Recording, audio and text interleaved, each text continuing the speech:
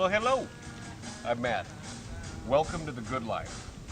I do a little radio show from my backyard in the hills of Encino. I'm a lucky guy. In fact, I'd say luckier than most. I have lots of friends that I like to call stars. Hey, in fact, there's one now. You probably know Ryan Stiles, Drew Carey Show. Whose line is it anyway? Black Hawk Down? I wasn't in Black Hawk Down, Matt. That wasn't me, okay? What are you doing here? The gate was actually open. I thought I'd take a little jacuzzi-roo. I got company coming over, okay? People that matter, okay? Get up, go. Bubbles feel so good, Look, Brian. Matt, you know what? You gotta stop doing this, okay? I can't be coming home with the wife and kids and you're in my tub, okay? Just get out. I'm not wearing nothing.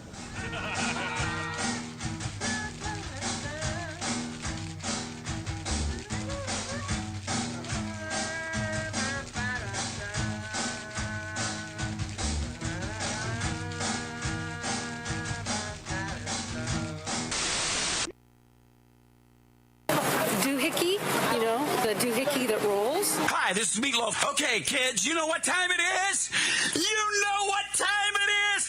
It's Outlaw Radio time! The most imitated radio station in the nation. I'm through with standing in line for some fun to begin, but I found a good thing leaving me with a grin. It's time for Outlaw Radio to begin. You have the great Billy Gibbons here? Yeah. It's very cool. He just passed out. Oh, Yeah. Hey, that didn't sound too bad. Huh? At the Lightning Buffalo. Oh, man. We're here with Matt. Oh, yeah. At the Lightning.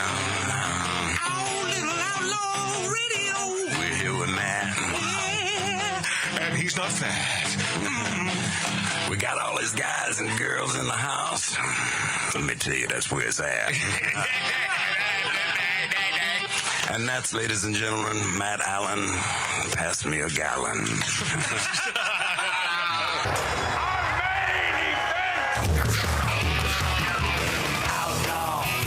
Outlaw Radio.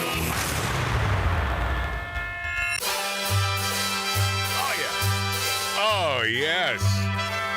Yada-day-day. Hey, welcome, my friendlies. Welcome to another one of them Outlaw Radios. We smoke, we drink, we interrupt, and we tell the truth.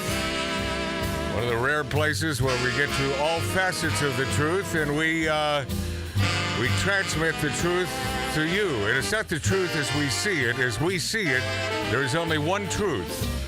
And you found it, the epitome, the zenith, the Motorola, the quasar of radio and other platform broadcasting now. We're on great terrestrial radio stations and on rumble.com.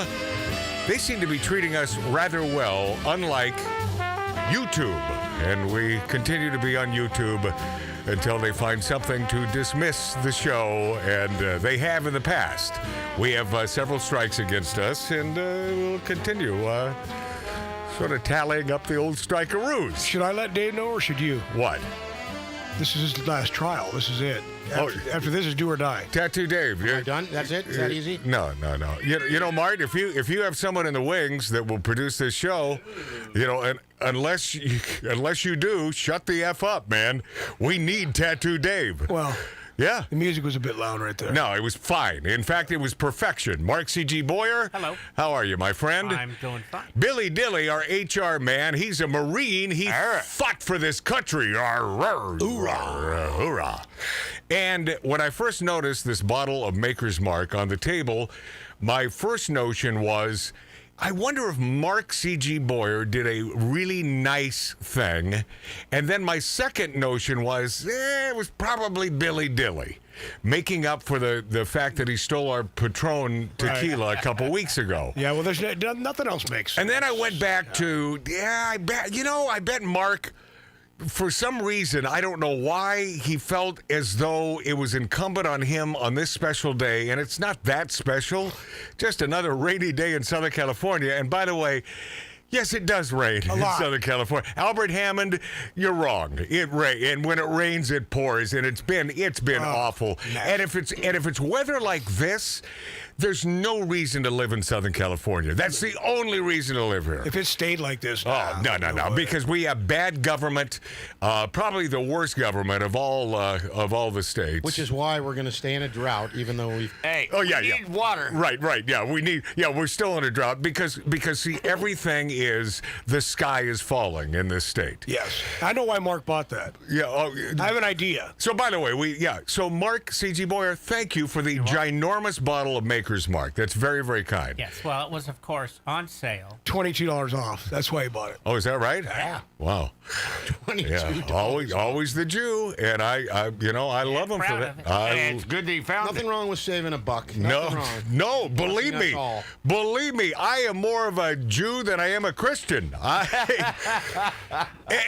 And here's the thing where I get into it with my Christian friends, that the Jewish religion makes a lot of sense to me. So but there's a lot of hoops that I would have to go through to become a bona fide 100% Jew. Sammy Davis Jr. did it, but I think he paid someone off.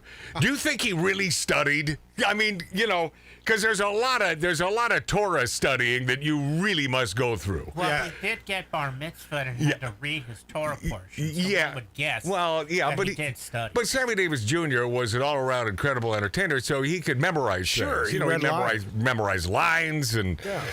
He had to memorize it in Hebrew. Okay, this is going to be, I think, one of them big shows that you've heard all about on Rumble.com and on YouTube and on great radio stations throughout the country. We're also on Twitter now, and I was sort of amazed that people are watching us on Twitter. I didn't expect any sort of viewership on Twitter, but I appreciate it. I mean, if you got the time, man, so do we. I've never been on Twitter before. Well, Check it out. no, you've been on Twitter the last Thank couple God for weeks now. Elon Musk. Leon? Leon Musk. Leon. Yeah. He's a good dude. He, I think he sang that song. Leon Musk, he sang Tightrope. Leon Russell. Yeah. Leon Musk. Yeah. That's awesome. Now, guess what? We're going to get kicked off Twitter now. Oh, yeah. Because you mispronounced his name. Yeah, Leon Musk. No. Twitter would, yeah, you're right, Twitter. Yeah. Yeah, YouTube would have no problem with the mispronunciation of Leon's name. Yeah. Yeah. It's Leon. It's a simple notion. It's been around for years, but the truth is the truth, my friends, from this 1876 Virginia City, Nevada style bar. Men use love to get sex. Women use sex to get love. I use coupons to get pizza. No, yeah. But this axiom, there's a reason why it has stood the test of time. It is because it's true. And the reason I bring this up is because the difference between females and males is vast. Now, I have, in fact, our past producer, the lovely Lori Downey, I believe that she and I got into this a little bit. She said, well, not all women. Okay. And I know an Irish guy that doesn't drink. This is a sort of a blanket statement that most women are into sex for love. We being if you're a heterosexual male, in fact, I don't even know if it works this way with our gay brethren out there. And when I say gay, I'm talking about guys, because I think it's rare and it's few and far between that you find a bona fide 100% gay female. Because as I mentioned before, females are 4 or 6 tequilas away from bisexuality. Men are not. Men are simply not. Speak for yourself. If a man can have sex with another male, then he is not bisexual. His preference happens to be males. Did Marty just came out of the closet? Yeah, and that's fine. I mean, and P.S., who cares in this day and age? Yeah. You know, okay, I dude. mean, swing it, baby. Yeah. Yeah. So the difference is vast. And I guess I'm trying to teach those youngins, and I don't know how many youngins are watching and or listening to Outlaw Radio right now, but understand that when dealing with a female, we know that us guys and you guys, you want a little sexual gratification. And females, and so the argument with, and I believe this is true, it could have been another broad, but I think it was Lori Downey Jr. when we had this discussion, and she said, well, no, some women just really love sex. And I said, yes, I know, I've been with them. I know these women. I know a couple. I mean, there's not a lot. That really love sex. Yes. But even though they have this tremendous want for sex, it still could stem from like me. Yeah. I want to be loved. Right. Guys aren't like that, man. I had a girl one time. After a week, she told me she loved me, and she liked to just do it all the time. But that's so too soon. And I didn't know what to say, so I looked at her. I was dropping her off, and I looked at her in the truck, and I said, "Yeah, I think I might be maybe falling in love with you too." I didn't know what to say. Oh, that's smart. I didn't say I loved her back. No, that's I love her front, but that's not the right thing. But to she say. was one of those. Never been over. She was one of those nympho she wore me out. I'll be honest with you. Man. She was like 15 years younger. Well, thank you for being honest, because everything else out of your mouth, I'm not going to believe.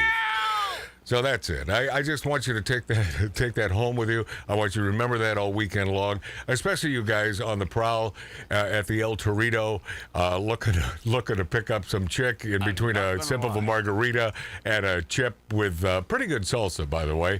And you see that table of that gaggle of 5 or 6 or 8 women at that long table, and they're all high-fiving every few minutes. The high five is against you guys. I mean, I want you to know. Of course it is, Nail. It's that guy. Well, there we go. It's like guys are bad. Guys suck. Guys die. Yay! And then high five. And P.S. While I'm on this subject, men don't high five. You know, one day we're going to get an engineer in here to fix the mic, and you know that's not true. You know that's not true. Never happened. But the high five, I won't. And I believe my brother Mart can vouch for me. He's been around me for a couple years. You know I don't high five. So when someone wants to high five me, I simply say I don't high five. Well, it's fist bump now, and that's the thing. I don't even fist bump. I you know, why? Well, I'll tell you, when the COVID hit and this new thing was do the elbow shake, So this guy at work came up to me and he put his elbow on. I said, I don't do that. Yeah. What are you doing? Yeah. And then he did the whole kick thing where you touch your feet. And I would rather lock tongues with you, my good sir, than to do the. Well, think about it. Than to do the elbow bump. Yeah. Yes. Yeah. At least it proves that you're not afraid of the big C. No, I'm not. I'm not going to say it for fear of being banned on YouTube. The big C, that's a pretty good. Yeah, the big C, that the crap we went through. And it wasn't because of the big C that businesses went out of business, especially great ma and pop bars. One right down the street from where we emanate here in the San Fernando Valley, spitting distance from Hollywood, Cali, one of my favorites. They could not withstand the pressure of being closed. And many of these small, great dive bars were started in the 40s and the 50s by a ma and a pop. And then they of course, enacted these no smoking laws here in California. And everyone said, well, that'll never happen in New York. That'll never happen in Chicago. And of course it did. And of course it does. Because for some reason, the big blue states look at California and say, well, that must be the way it is. You know, to have about 1 million homeless on the side of the road, that's a good template for how to run your government, huh? I don't know why I always talk like this when I get into that, but there it is. Yeah, well. So let me just close with men use love to get sex. Women use sex to get love. And you can say, well, yeah, unless they're real sluts. But then you have to think, well, what is the motivation? What is the inspiration? There's always something. Yeah. There's always an agenda. Yes, and guys are very simple. You know, give us a bottle of bourbon. Thank you, Mark, for the Maker's Mark. Give us a great cigar, maybe a beautifully prepared steak, a gorgeous ribeye, even a great burger, and we're happy if you throw in a little sex. But I think females have a better time with this quote-unquote girls' night out. And that's always bothered me. Because I'm not, it's not that I'm not buying that they love the attention. And I knew one person, in fact, I still know her, but we're not friends anymore. She's an author. And she would take advantage of guys at some of the most highfalutin steakhouses. I've seen it happen. Mastro's in Beverly Hills. And she would do a girls' night out, rent the limo. I'm sure it was a trade because she ain't paying. And she would then talk to her girlfriends about how cool it was that she could get guys to buy her drinks. Oh, no. And she had no intention of putting out in any way, shape, or form, but how fun it is to use men. I know who you're talking about. I'm not going to mention her name, but I wouldn't want to mention a dear friend of the show, also his name, but I met them at a place called Larson Steakhouse, which is very high. Yes, and high-end, and it's a great joint. So it is. So we're at Larson's, and I meet our buddy there because I'm giving him something, and she happens Hold on a second. Drug deal? Yep, giving him sounds- something? No, I was giving him a script to my TV show that I wrote. Chlamydia? So, yeah. Okay, yeah. And anyway, so... Which, by the way, is a great name for a TV show, Chlamydia. that was the name. The next That was my screenplay. The Next Generation. Yeah. And what happened? So anyway, she was there, and all of a sudden... This author was there that I speak of. Well, there's Okay. two authors that were there because he's one also, and he said, you know, Marty, because she took off to the bathroom. Yeah. Said I bought her a Wagyu beef burger. and all Oh, this stuff, yes, of buying her all this stuff, and I know what he wanted. Yeah. I go, you're not going to get it. No, you're not going to get that damn And he thing. said, really? I go, no. No. She's got cobwebs down there. Yeah. Oh, yeah. No, yeah. Yeah. But I'll tell you what, this all leads to the getting sort of edging in on the middle of the month. Happy Women's History Month. Oh, Yes. boy. Oh, yeah. Happy Women's.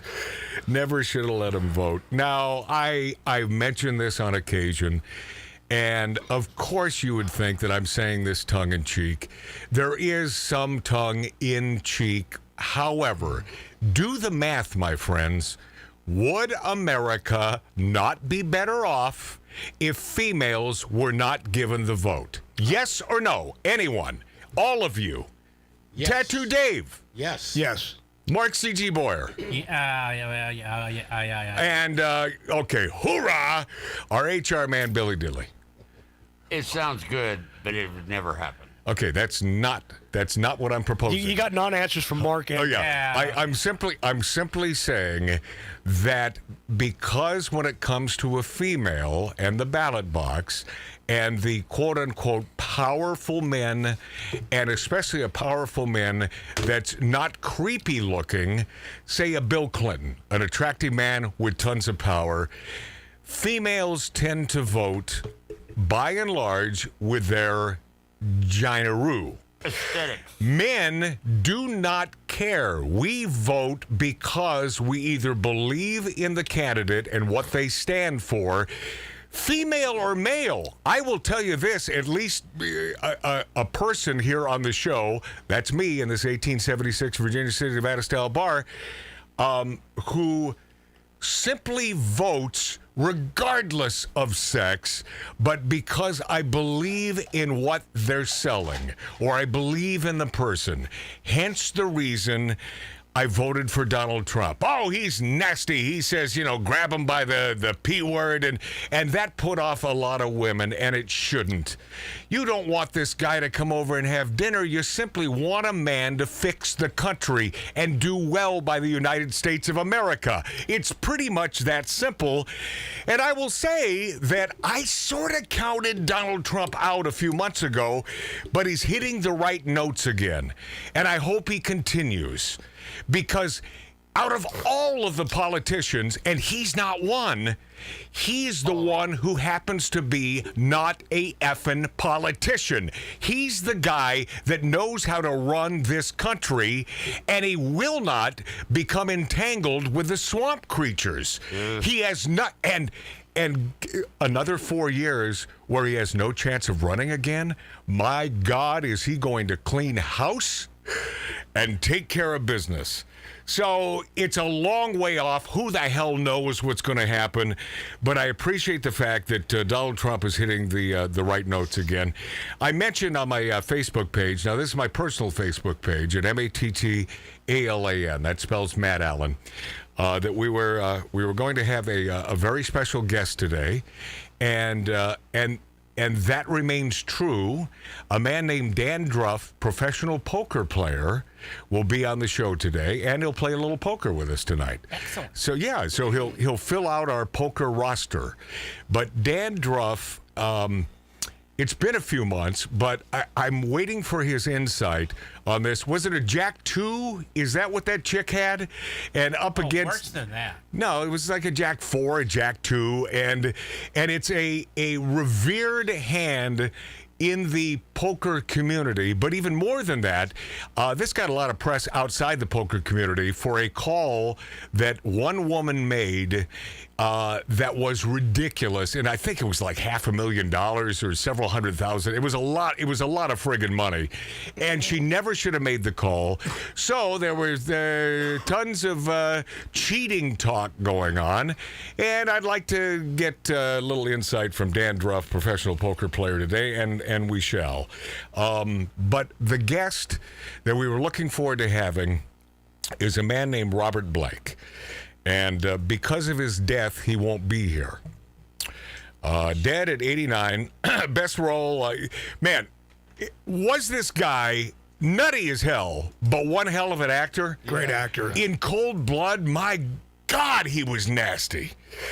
And that was 1967. Man, let's jump in the Wayback Machine. That Truman Capote in Cold Blood. Incredible movie and creepy movie that holds up today. But of course, if you're of like minds, then you liked him in Beretta. I mean, was that the best? It was great. He and that I don't know, consigliere or whoever that really ugly old man was in that, I never figured out. But remember, he had a face and a head about 4 times the size of any human head. It was huge. Do you remember, Mart? Yeah, it was huge. Yeah, and it's like, what is that guy doing there? I don't know. Couldn't they have hired, they couldn't afford a Ray Walston? Definitely had a face he could stop Big Ben. He could stop a clock with that face. Yeah, but Robert Blake, so there were some postings on my Facebook page, and one from a buddy of mine who now lives in the sensible part of the country, the Midwest. And he said, Matt, did you ever figure out why it was that day about 15, 16 years ago when you're minding your own business at Noah's Bagels and you're hanging out with a bunch of quote-unquote classical showbiz guys, friends of mine? Robert Blake was one of them, and it's the first time I ever met Robert. And the question was, Matt, did you ever figure out why he wanted to take you outside and kick your ass? I know why. And I explained to him, I do know why. And P.S., I was probably in the wrong. Wow. And I'm going to explain the story when we returned in mere minutes on the Big Dog of Broadcasting, plus Cheese Wars update, and Jane Fonda quipped she thought of murder to fight for abortion rights. See, what I'm leading to now is the song underneath me so we can bump out. Dave? This will be it. Is it? You think this is it? It could be it. You mean his last foray into producing? His last outing. I'm going by the clock. So Yeah. I would, Okay, all right. He's probably right on time. I mean, I don't know what the hell I'm doing over here, except I know I have a sensibility. Why? Because I'm so pretty and celebrating Women's History Month. I'm witty and wise. We'll be this after back. A lot to get to on Outlaw Radio. Like the legend of the Phoenix, all ends with beginnings. What keeps the planet spinning? The force from the beginning. Love. We've come too far to give up who we are. So let's raise the bar and our cups to the stars. She's up all night to the sun. I'm up all night to get some. She's up all night for good fun. I'm up all night to get lucky. We're up all night to the sun. We're up all night to get some. We're up all night for good fun. We're up all night to get lucky. We're up all night to get lucky. We're up all night to get lucky. We're up all night to get lucky. We're up all night to get lucky.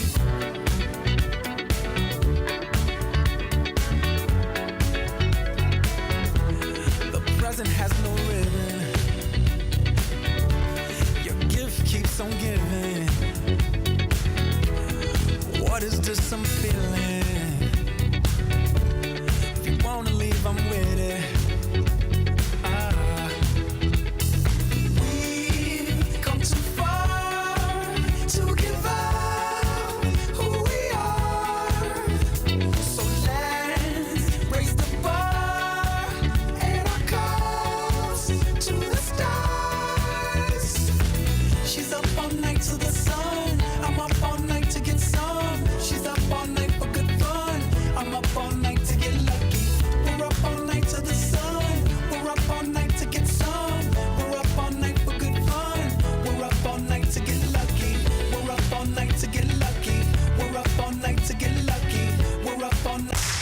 Ladies and gentlemen, you're listening to Outlaw Radio. The staccato hoofbeats of a golden palomino, carrying a man who fights wherever justice needs a champion. Magic Matt Allen.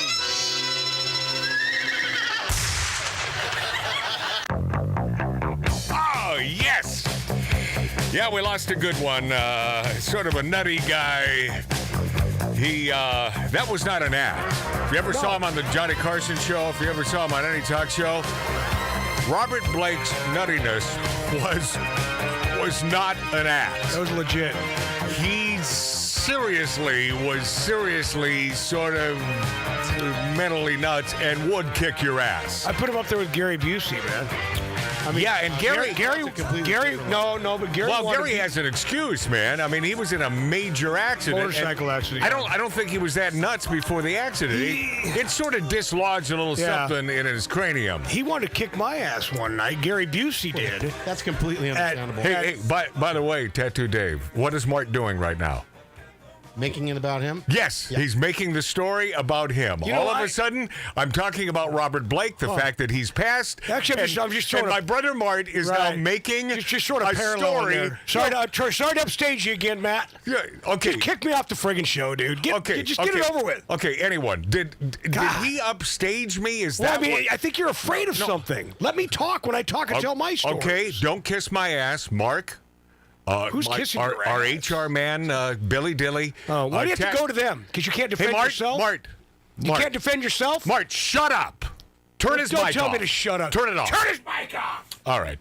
He can't behave. He simply can't behave, and I don't have the answer to this, but I was talking about Robert Blake being nuts. and that not being an act. I want you to know this ain't an act. My brother has a screw loose, and he's proving it every friggin' week. Well, I have a suggestion. Yes, Mark C.G. Boyer? Let him finish his story and move on, and there wouldn't be any of this tumult. Tumult. He used tumult. Yeah, he did. Yeah. And by the way, this is a no tumult zone. So let's not ever hear that again. Okay, but Gary Busey wanted to kick his ass. Okay, good.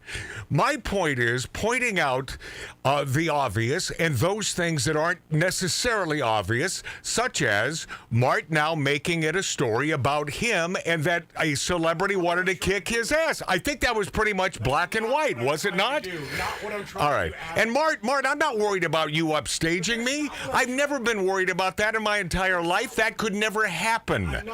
Okay, turn his mic on. That's not why I was saying that. Okay, why? It was a parallel to the story. I know another completely wacko, which everybody knows Gary Busey's a complete whack job too, and that's for real. And I met him a few times with Jeff Conaway. But the point is, that's all. Oh, did you mention another celebrity? Yeah, I did, Matt. How many did you mention today already? Jeff Conaway. And how many do you mention every week? Thousands of times. Well, come on, baby. Well, let's see. Come on, let's call the kettle black. Okay, good. Then let me get a word in edgewise, since it is my show. How does that feel? How many have I mentioned? Robert Blake. Okay. That's how many. That's one. And I'm not mentioning him because he was a friend of mine. Okay. So how many in the last half hour? Well, normally that would normally. Oh, okay. Then don't ask specific questions if you don't want the answer. It must. All right. It must suck to be right all the time. It does. It hurts my head. Yeah, I know. A blessing and a curse. Yeah, it is a blessing and a curse. Hey, I got one. I was there the day Gary Busey crashed.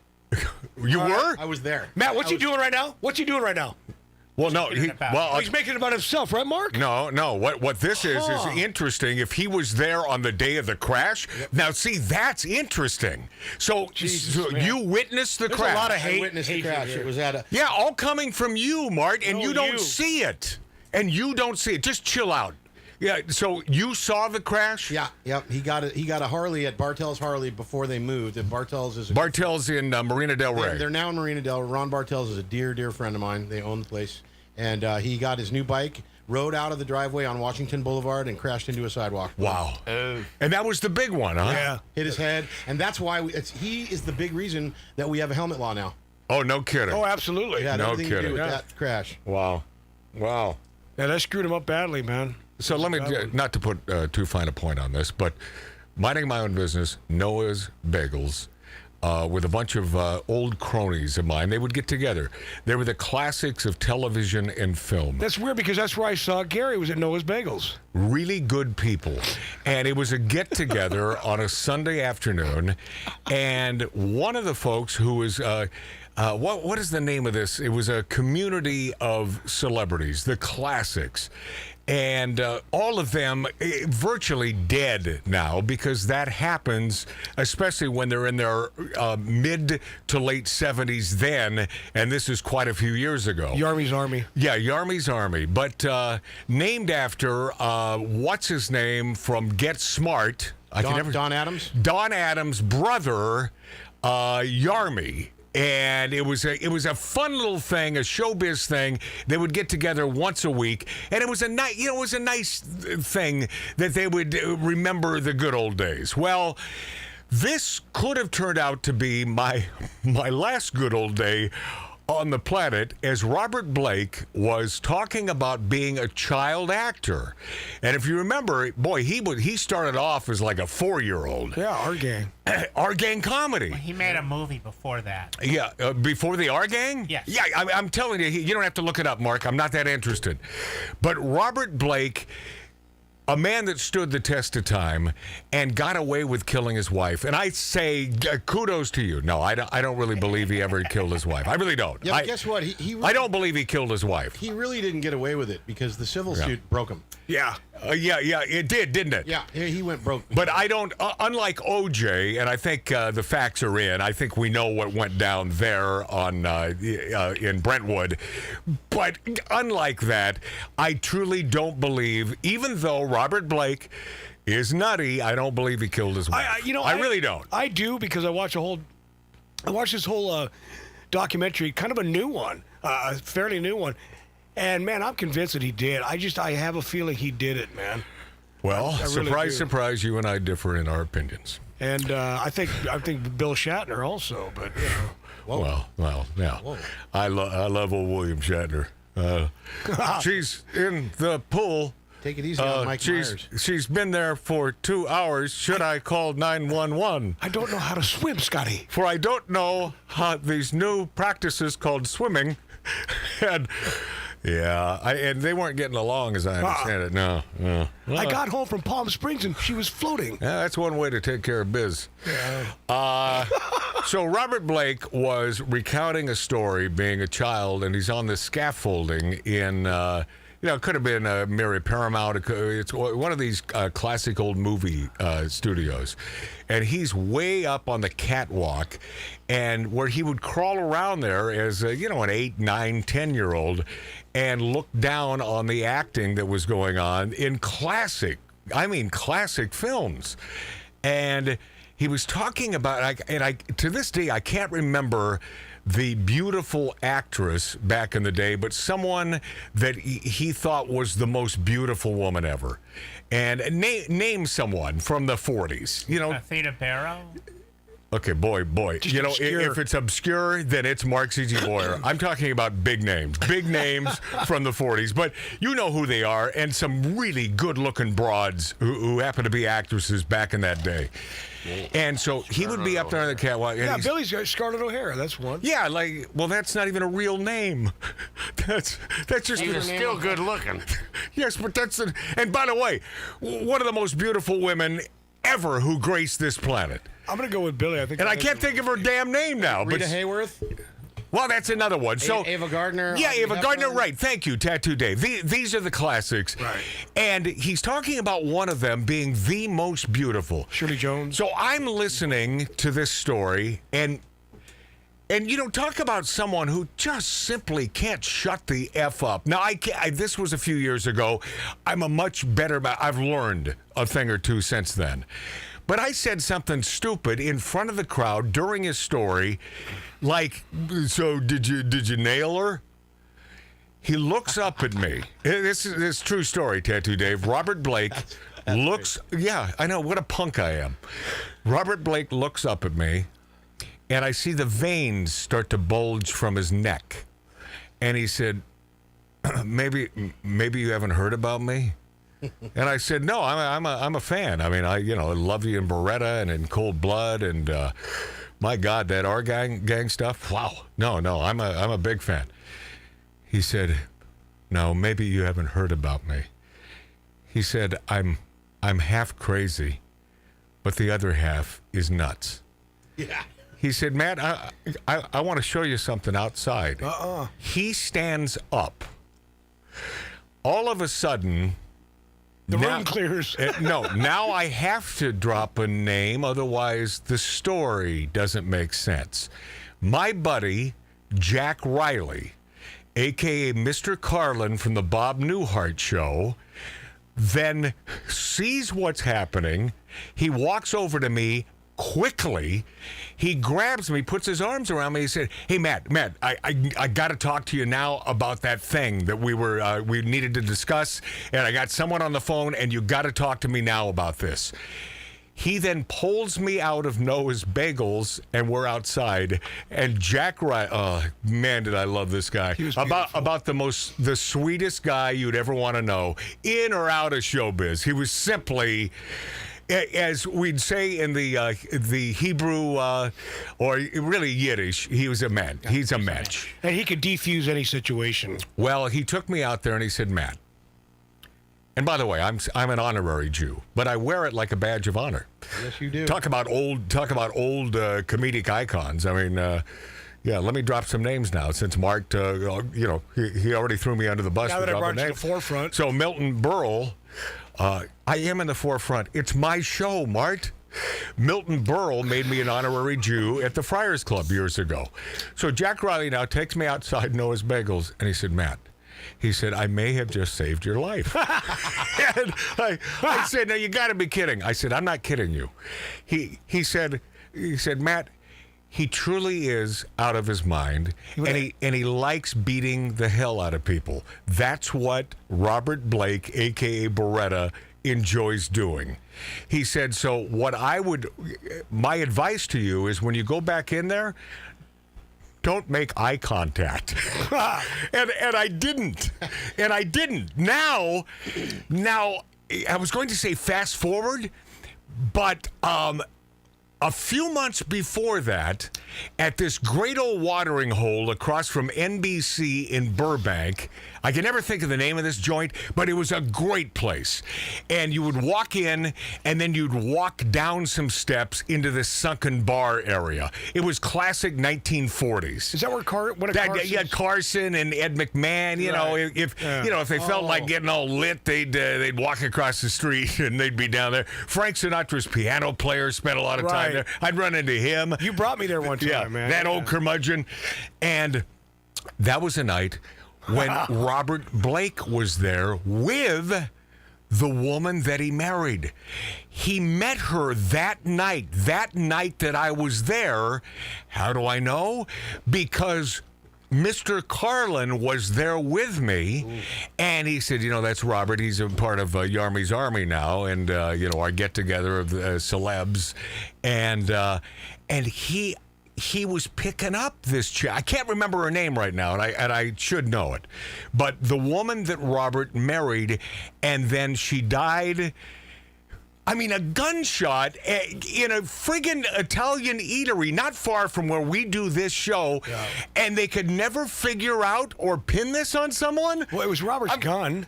It was Robert's gun. Is this the Pamela Huddock? If the gun don't fit, you know how that goes. You must. no. But I was there the night that those two met, and P.S. Robert, I don't know if he would be considered a good-looking guy. I really don't. I know, being a heterosexual male, I know that Brad Pitt, I can look at him and say, okay, good-looking guy. Robert Redford, Paul Newman, good-looking guys. Johnny Depp. But Johnny Depp, yeah, good-looking pirate. Good-looking pirate.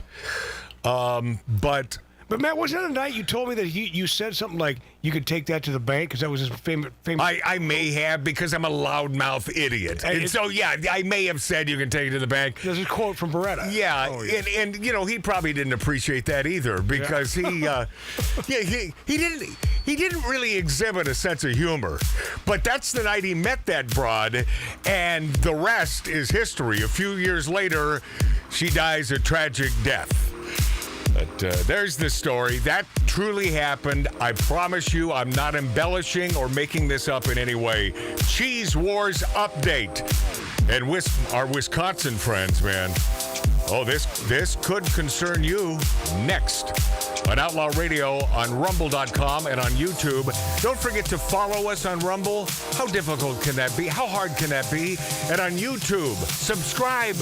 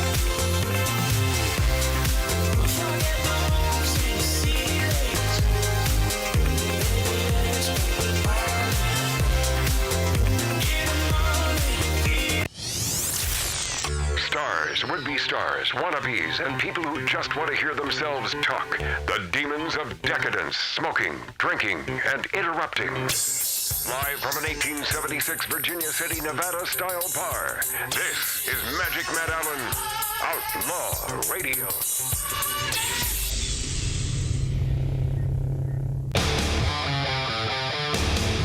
Professional poker player Dan Druff, a.k.a. Todd Witteles, on the show to tell us a little insight on this cheating scandal from a couple months ago. He'll be here live in this 1876 Virginia City, Nevada-style bar next hour. Plus, Jane Fonda says she thought of murder to fight for abortion rights. Well, I'll tell you, the left, they're so sweet. They're nice people. They are so sweet. They're so nice. Not only that, but Stranger Things star Grace Van Dien says she quit acting after a movie producer suggested a threesome. Now, I haven't looked into this story yet because I want it to be fresh for me and see what really came down. Because A, was she of age at the time? If she was of age, and obviously she was creeped out by the thing, but it's all about the setting. I mean, are they having drinks? What the hell's going on? But you can't fault a guy for trying. Thing is, she's a good-looking chick, and you were into Stranger Things for a while, and the TV show, right, Mart? Yes. Yeah. I only watched one. Did you notice season. what I did there? And the TV show? And I watched one season, and then I just got burnt out because it got too weird for me, man. It was like I was all over the place, so I stopped watching. Well, Grace Van Dien, not into threesomes. She's very young. I mean, I know that when I watched that first season, she was a kid, man. Well, see, that's the thing. If she's a kid and a producer does that, then son of a man. That's very what a piece of crap this guy must be. I'd be scared too. Yeah. Cheese Wars update, my friends. Thank God. Thanks. Well, thanks to our friends in Wisconsin. I think about cheese quite often. And hey, thanks for the tips from last week, because your suggestions are never thrown away. And I appreciate on Rumble.com, we had a few suggestions on what to fry. And one of the items, because I'm frying everything now, there's nothing that you can consume that can't be fried. Another fried burger. Oh, yeah? Billy, you see mushrooms out there. That's an old school. Yeah, but how good was it? How good? The fried burger number 2? It was freaking the best burger I've ever you get had. it again? Yeah. Oh, yeah. Oh, no, I'll be dead soon. I'm fried. What a way to go. I mean, we were all kicking it. So let's enjoy ourselves. A big meaty fried burger. But one of the suggestions on Rumble.com, because there's a comment area there, as there are on most of these platforms, fry the cheese curds from Wisconsin, and I haven't done that yet. Good idea. And that's a classic, and I gotta give that a shot. Sure. Americans can make Gruyere if they want to. Now you can tell that I'm not French because it's like I think it's Gruyere. But appealing that decision, the French and Swiss restrictionistas were no more successful with the U.S. Fourth Circuit Court of Appeals. The judge in the case agreed with the USPTO that all these years of availability make the term itself pretty generic for a type of cheese, not an area of origin. So no, the Europeans don't get to change the rules midstream after 900 years, meaning that they wanted to be the only ones that could lay claim to the name Gruyere, as they've done with Champagne, as they've done with champagne. The only champagne that exists is from France. That is a designation. It is a town in France called Champagne. They tried to do the same thing with the town of Gruyere, and they weren't successful. You ever tried that cheese? And I'll tell you how you try it is if it's a top-notch restaurant and you're eating French onion soup, that is the cheese that is on top. Oh, okay. I got it then. Yeah, unless they cheap out on you, then they use some other crap. But Gruyere, I want you to know that if you're a cheesemaker or someone with aspirations to make cheese in your backyard or in your bathtub, and it is possible, and know that now you, my friends, can make a Gruyere cheese and do it completely legally. How about deep fried a banana or an apple? We haven't got into the fruits yet. Yeah, I'm not much of a fruit eater. I like the shrimp. Fried bacon first. I've been frying bacon. He's already done that. Oh, I've been frying a lot of bacon. I fried the bacon. Tastes like bacon. I fried the bacon for a BLT the other day. Oh, it's the best, man. Off the hook. When we return, Jane Fonda continues to be a friggin' idiot stick, and Dolly Parton's sister infuriates the woke mob. Why? I'll tell you all about it next on Outlaw Radio. On the street, I was talking to a man. He said,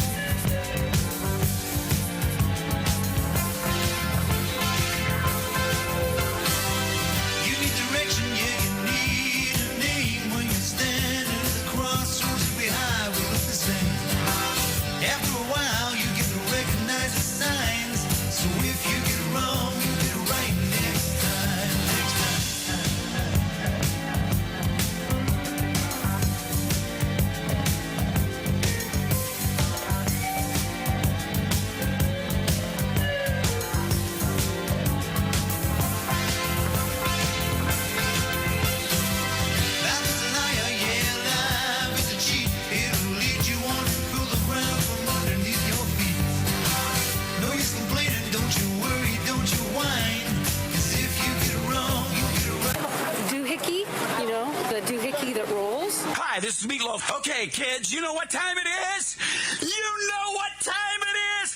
It's Outlaw Radio time! The most imitated radio station in the nation. I'm through with standing in line for some fun to begin, but I found a good thing leaving me with a grin. It's time for Outlaw Radio to begin. Tell me what you want. You have the great Billy Gibbons here? Yeah. It's very cool. Yes, he did that. He just passed out. Oh, Yeah. Hey, that didn't sound too bad. Had to lighten him up, fly. oh man. We're here with Matt. Oh, yeah. Had to lighten up. Oh, little Outlaw Radio. We're here with Matt. And he's not fat. We got all these guys and girls in the house. Let me tell you, that's where it's at. And that's, ladies and gentlemen, Matt Allen. Pass me a gallon.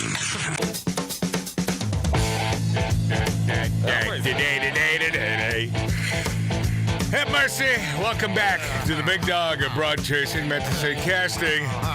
Outlaw Radio.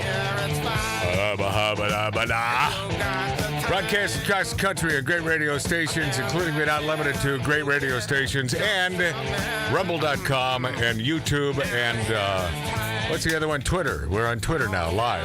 I got a buddy that moved to Wisconsin that listens to us now over there, and he loves the show. He turned his friends on to it. He lives in near Wausau, so he listens to us on WSA. What's up, Wausau? That's my brother Mart, Tattoo Dave at the helm, our producer at large, our large producer at large, HR man Billy Dilly, military man, and our thanks to Mark C.G. Boyer for the beautiful bottle, the extra large bottle of Maker's Mark. You didn't cheap out today. It's a rarity, and thank you. God, always a double-edged sword, right? I can't have...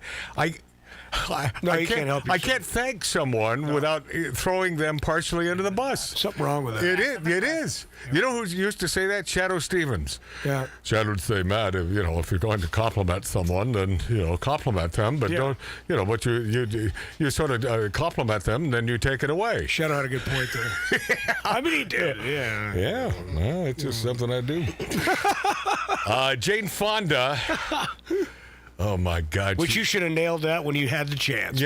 These days, am I regretting that anymore? She's such a dumb, lefty, woke, idiot stick. What comes out of her mouth. But because I'm a heterosexual male. Still would have been fun. Yeah, I should have, Yeah, I would have ripped the old cord of wokeness right out of her. Jane Fonda on The View.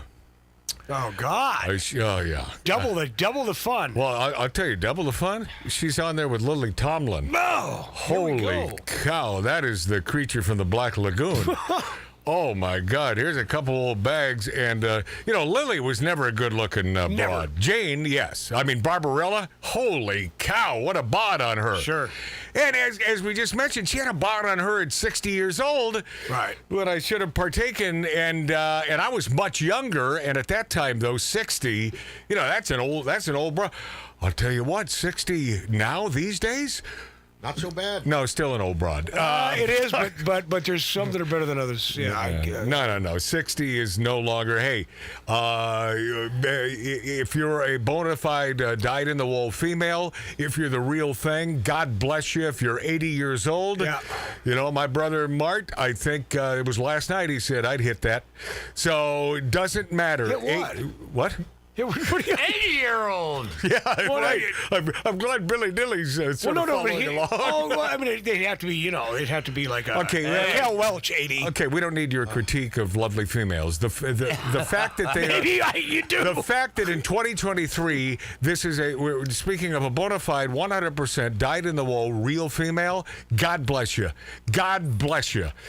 Jane Fonda, who we're not quite sure these days because she's looking more alien every day.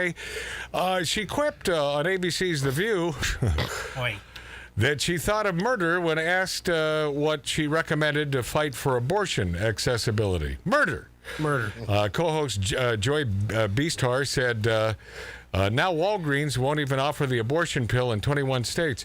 And, of course, our governor says, well, we will no longer do business with Walgreens because they won't offer an abortion pill. That's where we are in the state of California, my friends. Just another reason, if you're in the state of California, let's get out. Get the heck out. Just get the hell out of here. This is ridiculous. Newsom is the worst what a piece of crap, because there are myriad of drugstores to choose from. But because Walgreens decides that they will not offer the abortion pill, then they are persona non grata in the state of California. That is the governor that we're dealing with, the governor that we had the opportunity of getting rid of. But because in the state of California, there are many, many more dumb bolts than there are smart people who enjoy the United States of America and all that she has to offer. Here we go. Crank this. What was that? Somehow they just keep piling in. Oh, what? The dumb bolts. Go, because they live here. They live here. And there's a fraction of us who are on this side of the hill, meaning not in the Inland Empire. Riverside, what a great area. Great. What a great area when it comes to politics. Yeah. You know, they believe in freedom. They believe in doing the right thing. And, man, I noticed I went into Walgreens. I could kind of tell how they stopped the masks a long time ago. They stopped all that stuff. They didn't enforce a lot of stuff that the other drugstores, won't mention their name, CVS and that crap. But Thrifties. all that crap. I think they're on the right side, man. I think they're like a In-N-Out, burger with that same the idea of that gal. That Are you through, Mark? I don't know. Because the burgers at Walgreens suck. they suck. You know what? They do have the frozen packs of White Castle. Okay, they suck. But you're not going to get your abortion pill in a Walgreens. Here we might. Go. Get ready to pause this. I'm always ready, sir. Here's thank you, thank you, Tattoo Dave. Wow. Not certain why that's so funny, but God bless you. Here's a man who enjoys his beers every day, but rarely does he drink the hard liquor. So we're in for some stumbling bumbling from our HR man, Billy Dilly, at some point here on the show. He's doing pretty good so far. I Yeah, will say. well, he just started sipping the friggin' Maker's Mark. Hey, last week he got all butthurt that I didn't include him. I never knew to include him, and he's like, well, I wanted some ice. Include him in what? Drinking the hard stuff with us. Oh, yeah. Well, we know what's better for you. We're like the nanny state. We're like lefties. We know what's better for you than you do, Billy. Here we go. Actress Jane Fonda on The View. But, you in another movie from the same director called Grandma. Oh, yeah. So good. Where you played a woman helping her granddaughter raise $600 for an abortion. Pause. Right. Did you hear Jane Fonda say, oh, it's so good. So good. And the plot is that she helps her granddaughter... Kill the kid. Yeah, she helps raise $600 so she can kill a baby. And Jane Fonda, that was so good. It was so good. It was almost... was that a Christmas movie? Because it seems like a holiday theme. Sure. Oh, absolutely. Yeah, it seems like that. Yep. The weather outside is frightful, and Jane Fonda, if you look at that face these days, it's frightful. Continue. Yeah. Edgy. He wrote that for me. Yeah. And it came out in 2015, well before Roe v. Wade was overturned. And now Walgreens, I don't know if you know this, Walgreens won't even offer the abortion pill in 21 states. Pause. Hey, Joy Beastar, and that's a bad thing? That's a bad thing? Is it not their right as a business? But see, that's not the left, including but not limited to Newsom, our terrible governor here in California. They are all about fascism and putting the hammer down. Yeah. This is not about free will. This is not about conduct your business the way you would like to conduct your business. My God, the reason why the lockdowns happened, and I truly, after several years into this now, I truly believe this. It's because he wanted the ginormous businesses to flourish, of course, and the ma and pops to go down the tubes. Yes, sir. He's in the pocket of big friggin' business. Yeah, of course. And that's what's going down here. Yeah. And these are the people that you must vote against. Vote for people that believe in your liberties and freedom. Is that asking too much? I mean, if I am, please let me know. It's unbelievable how people don't understand that. Yeah. It is cut and dry. No, well, to us it's black and white because we are free-thinking people who adore the United States of America. Yeah. Yes. And we love liberty. Continue here with Jane Fondle on The View. And by the way, that other voice that you'll hear creep in is the real creepy Lily Tomlin. It's the law in those states. Yeah, right. And so Walgreens, I guess, has to follow the law. But we find that very upsetting. Daunting, right. Yeah. What do you think about it? Pause. We find that daunting that Walgreens won't offer an abortion pill, although you can go across the street to another drugstore. So how is that daunting? How is that daunting that they don't allow you to kill a baby? Is it just me? I mean, if it is, if you think I'm going too far with this, tell me. Well, Matt, really quickly, they call that the Plan B, right? Plan B bill, right? There's a big billboard on the 605 here in California. I was there Thursday driving on the 605 freeway, huge billboard, and a picture of a condom. It said, how about Plan A? Yeah, how about Plan A? With a condom. Or you mean 2 words? Personal responsibility. Walgreens sells condoms. Hey, ladies. Sure. Ladies, the perfect method. Don't spread. Whoa. See, I told you he was going to become out of control. Did I not? You warned us. Did I not? I warned you minutes ago that Billy Dilly would become uncontrollable, and now here we are. Yeah. I was simply going to say, legs akimbo, no. That's it. That's it. If your legs are not akimbo, you won't find yourself in need of an abortion pill. Personal effing responsibility. Yes, Matt, easy for you to say. You're now not that young, 20-year-old male trying to nail every broad. And it's true. I'm not trying to nail every broad. Wow.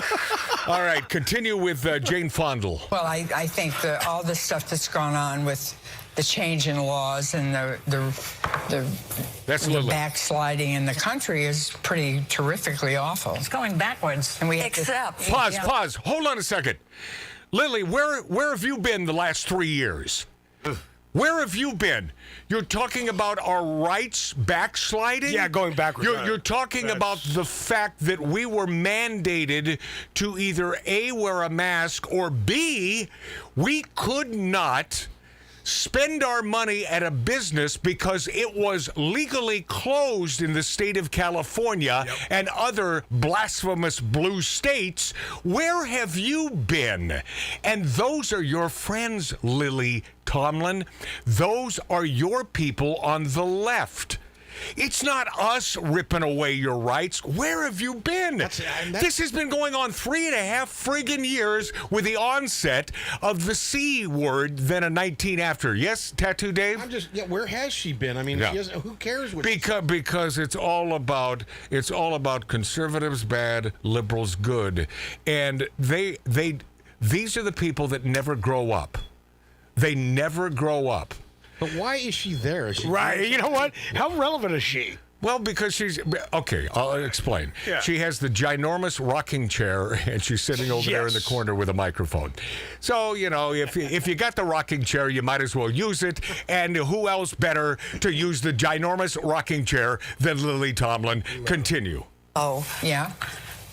We have experienced many decades now of having agency over our body, of being able to determine when and how many children to have. We know what that feels like. We know what that's done for our lives. What? We're not going back. I don't care what the laws are. Oh, really? We're not going back. We're not going back. Pause. You're not going back? Well, so you're 80 years old. I don't think you have anything to do with this. No, I know. That's what I was thinking. I don't think she's going to procreate. Does she? Is that Fonda chick? No. Does she have a daughter? She's beautiful. No. They're talking about someone else. That's not her daughter. No, her daughter is Bridget Fonda, and she's gorgeous. No, Bridget Fonda is not Jane Fonda's daughter. I don't believe so. I think it is. I believe it's one of the brothers or her. I don't know. Anyway, Bridget is. I mean, you might be right, but I don't think that's her daughter. Oh, you might be right. I don't think Bridget Fonda. And by the way, Bridget Fonda. She's hot as hell. No, she's 400 pounds now. Oh, now in Lake Placid. You just said she's hot as hell. In Lake Placid, she was hot. Her name is Vanessa Vadim, and she's the first and only daughter of Jane Fonda. She is a daughter. What? Who is Bridget? No, Vanessa. No, right. Yeah. Yes. Okay. Peter Fonda's daughter. See, Peter Fonda's daughter. Correct. Right. And by the way, in answer to your question last hour, Mart, yes, it is a blessing and a curse always being right. Yes, and it hurts. It hurts. Hey, but you're good at it. It hurts. It hurts my head. But this friggin' this Hanoi friggin' Jane has never stopped her rhetoric. And there are people that say, well, isn't it time we let that lay? No, because she keeps opening her friggin' loudmouth pie hole.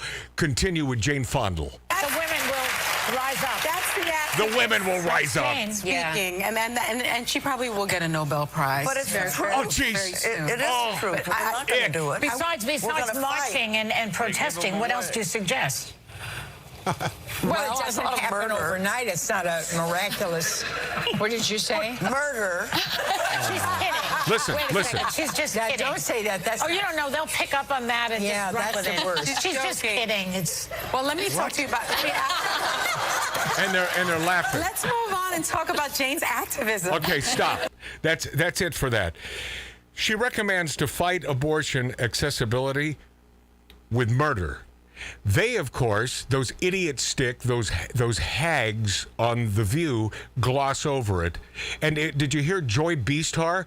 Well, they'll take that and run with it. How they? do you know? What, they? What? Maybe Fox? Maybe a handful of the conservative outlets? Yeah. Because they won't ignore the truth? She just said that for abortion accessibility, the thought of murder is not out of the question because you're in the mind of a true lefty piece of crap by the name of Jane Fonda. These are the people we have to deal with in this day and age. We've dealt with them forever, but for some reason, this wokeness, they think they have license now to make the stupidest statements, and they get away with it. I can't. Yeah, I'm sort of happy I never had sex with her. I'm sort of happy now. Yeah, because I'd probably look back and I'd be disgusted and throw up a little bit in my mouth. Stranger Things star Grace Van Dien says she quit acting after a movie producer suggested a threesome. Grace Van Dien said she quit acting after a producer on an unnamed movie suggested she join him for a threesome. So it wasn't on the TV show Stranger Things. He hired a girl that he was sleeping with. And then he had her ask, okay, well, that's the way you do it, is it not? Sure. I mean, yeah, even though I've never had a threesome. I've been there. I know you have, Mart. But Mark, how old is she? But isn't this the way you do it? So you have the girl ask her to have a right? That's how you do it. Yeah, okay. That's how you work her out. See, Preferably the girl offers it up. Yes. Well, but see, we're a teaching mechanism on this show. We're 27. She's 27. We're here to help. Okay. So he hired a girl that he was sleeping with. He had her ask me to have a threesome with him, Van Deel said of the producer in a recent Twitch live stream. So that's my boss, and I didn't do it, and I cried, and I was so upset the actress continued, adding that she quit the show. Well, why can't you simply say, no, I'm not into that? And don't quit your paycheck. Right, and don't quit the show? Yeah. Netflix Stranger Things star Grace Van Dien said she quit acting after a producer... Wait, I just said that. Why? Okay. Oh, I just said that. And she was making bank off Stranger Things, I bet you, because that show did well. Very well. It really did well. It was a cult following. She said when people are like, how is streaming better for your mental health? What does that have to do with this? I don't know. Oh, the former actress also revealed that another actor was present when the incident transpired. My castmate, she was there with me and was like, did I just hear that correctly? And I was like, yeah. And she was like, you want to... Oh, my God. By the way, I could only take... You want to join? I could take about 20 seconds of this. She was like, I was like, I was like, I don't care how hot they are. I have to leave. I was like, she was like, I was like. Can you finish a sentence? Can you form a sentence? And we just had a miserable time. We cried a lot on that shoot. Van Dien also said she told her management about the threesome proposition, but it remains unclear what, if anything, happened as a result of her complaint. This type of behavior is typical of Hollywood, an industry that relishes. Yeah, and this is true. It relishes lecturing everyday average Americans while members of the industry itself engage in debauchery, and they do. Last summer, actress Mina Suvari, love that Mina Suvari, said that being pulled into the sex abuse culture of Hollywood helped her nail her role. Feasible choice of words? Nail her role in the 1999 film American Beauty. Oh, what a great movie that was. That was a brilliant movie. That was a great movie. Yeah, what's his name? Kevin Spacey. Yeah, Kevin Spacey. Yeah. There's nothing wrong with that movie, man. In 2021, actress Keira Knightley noted that every woman she knows has been sexually harassed in some way, which even includes threats and violence. In 2017, 3 decades worth of sexual misconduct allegations. Well, we all know Harvey Weinstein was brought down. He's a pig. And he is a pig. He is. But guess what? You know what? Yeah. He might be a pig. Yeah. But I'm telling you, all these women are just women that didn't get... to this day, I have a tough time believing that big, fat, moronic piece of crap, Harvey Weinstein... forced anybody, right? I don't believe he raped anyone. I don't believe he raped anyone. And No, they're after a role, And this man. guy is in the big house for the rest of his friggin' life. Yeah, it's But I will tell you that people close to him, and I have friends of mine that have worked on productions with Harvey Weinstein, and this was before these allegations. We had conversations regarding this guy being a true piece of crap, a real POS. No, he's sick. But does he need to be in jail for the rest of his life? For that? No, but that's the thing, Tattoo Dave. Simply because you're a bad person, you're a piece of crap. Do you deserve to be in the big house for the rest of your friggin' life? Well, I don't know. I mean, the guy's he's a bad man. He's a bad mamma jamma. If I may recount one of the great lyrics from Little Carl Carlton, and I think I just did. Yeah.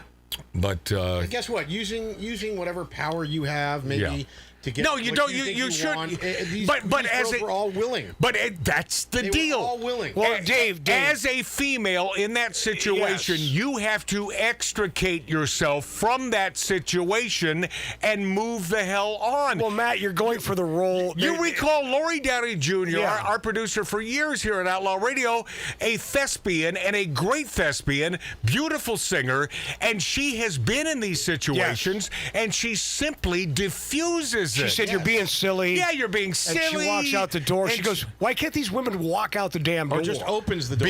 Because they can prevent it. Because I believe a vast majority, Want and the by the role. way, happy Women's History Month. Yeah. I believe that a vast majority, they want the gig and They want the role. they want to further their career. Sure, man. Look at Madonna. Well, Speaking of Women's History Month, did you see the... And P.S., who is she going after? No one, because she's worth $1 billion. And why? Because she set out to enjoy her legs being akimbo to program directors in Los Angeles. Now, that's simply rumor. That's what I've heard, being in the industry for many, many years. But I think she wears it like a badge of friggin' honor. Yeah. You know, who's laughing now? Madonna. Sure. Madonna's doing okay, I think. I think so. All right, when we return, Dolly Parton's sister Stella infuriates the woke mob. What did she do? What could she possibly have done? I've been waiting for this one. And Dan Druff, a.k.a. Todd Witteles, poker star, will give us some inside dirt, some questions that have been lingering in my mind for a few months. Answers are coming. When we return on Outlaw Radio.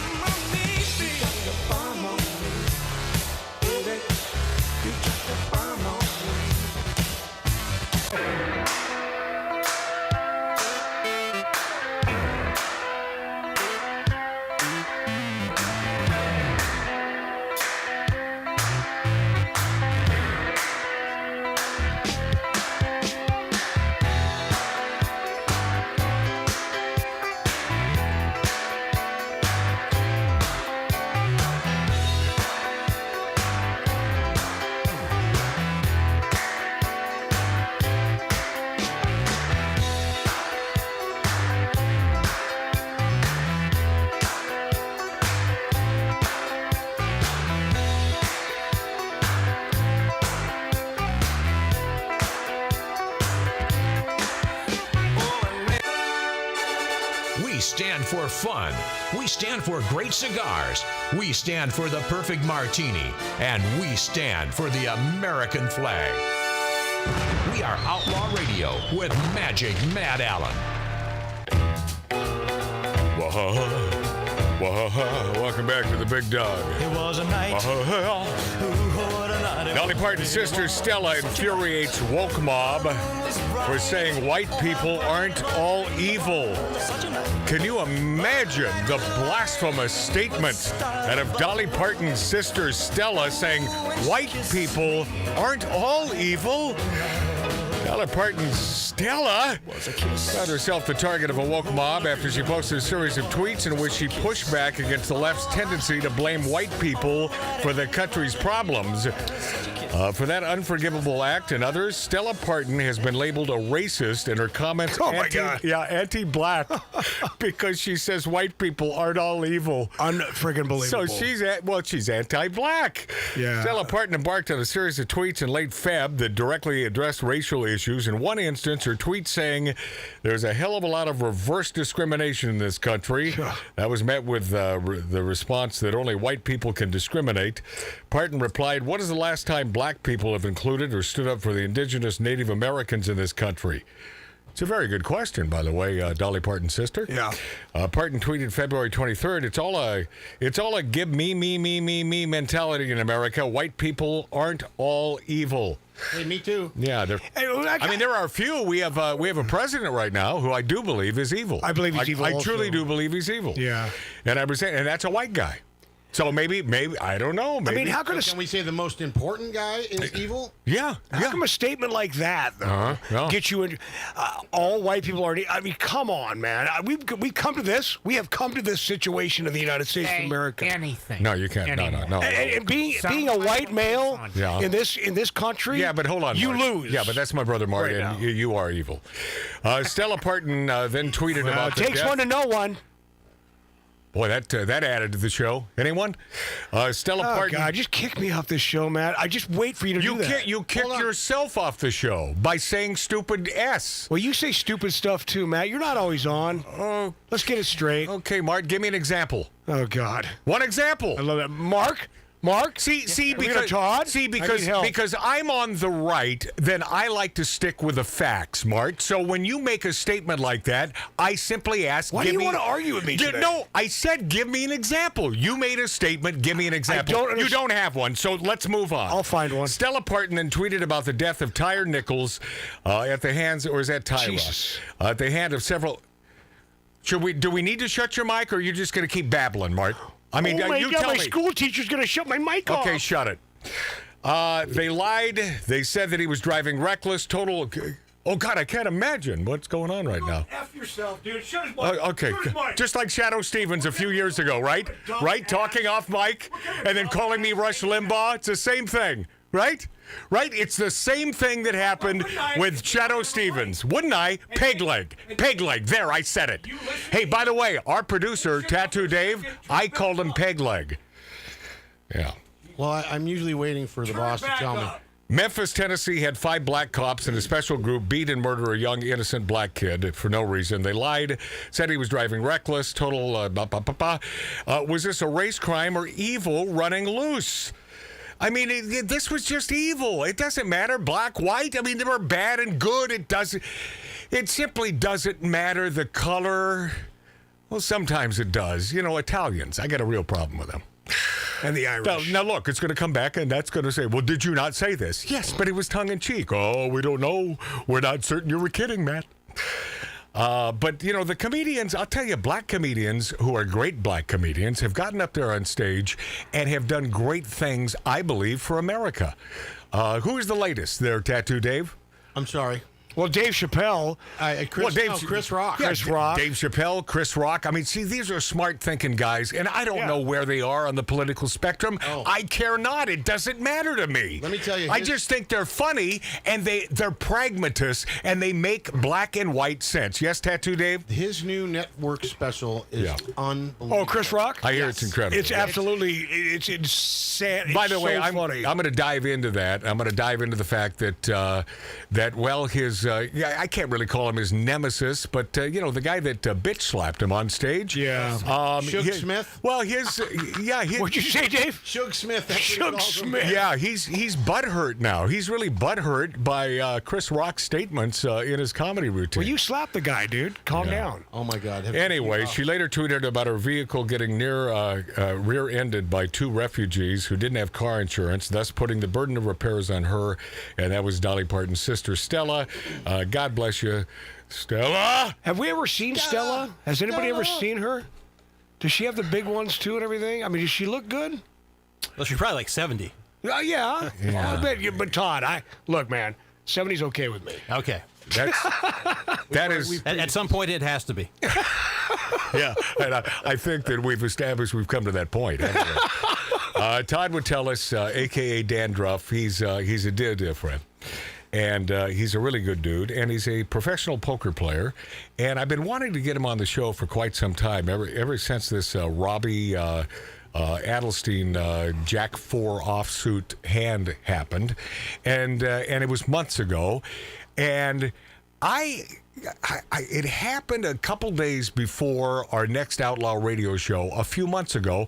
I didn't talk about it because I didn't think it was mainstream enough. And then this thing became mainstream. Yeah, it blew up. It was in USA Today and all the major publications, and it became a real thing. So, proving once again that I got to go with my gut because I'm always right. And it's a blessing and a curse. We know that, Todd. But you'll learn that. No, Todd knows that.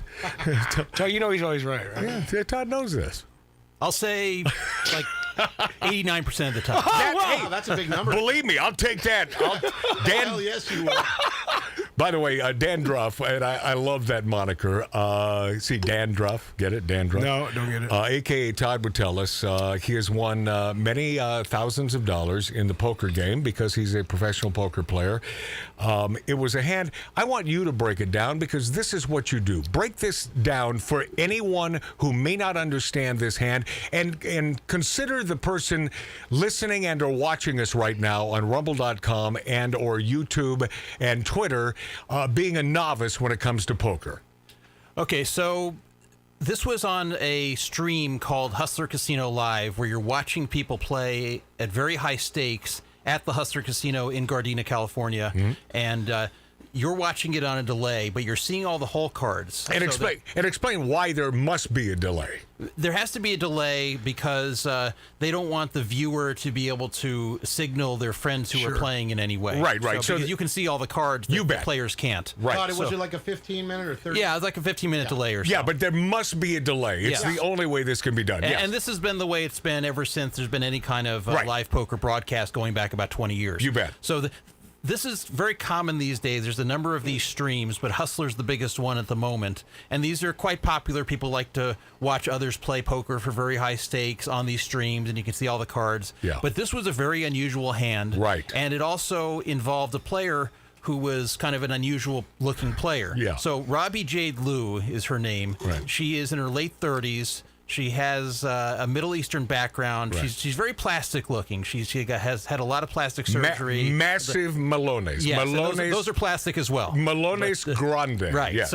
So you have this very high maintenance looking girl there. Yeah. She'd been on like once or twice, and she did okay the first 2 times. Have you played with her, Todd? I did eventually, not at that point, but I did a few months ago. How about have you any poker involved? Okay. Okay. It was way. I don't want to say the way I played. No, I understand. It was way too easy. I just had to do it because I'm 16 years old. Please, Todd. Continue. So she was in a hand against a very, very experienced and winning player named Garrett Adelstein. Yeah, this guy is revered, by the way, and one hell of a poker player. Yeah, so Garrett, he's just killed it on these streams. He played for a long time on another one called Live at the Bike, just did extremely well, won tons of money. Then he played mostly on Hustler, also sometimes went on Live at the Bike. Now, when you say as big well. stakes, what kind of stakes are we talking about? Oh, massive. Oh, it would hundreds of thousands, $500,000 Yes, stakes. what would happen $1 million sometimes. at the end of these streams that they show the totals, you'd always have people up and down 6 figures and occasionally 7 figures. Yep. So you have to have big money to play in that game. Right. Huge.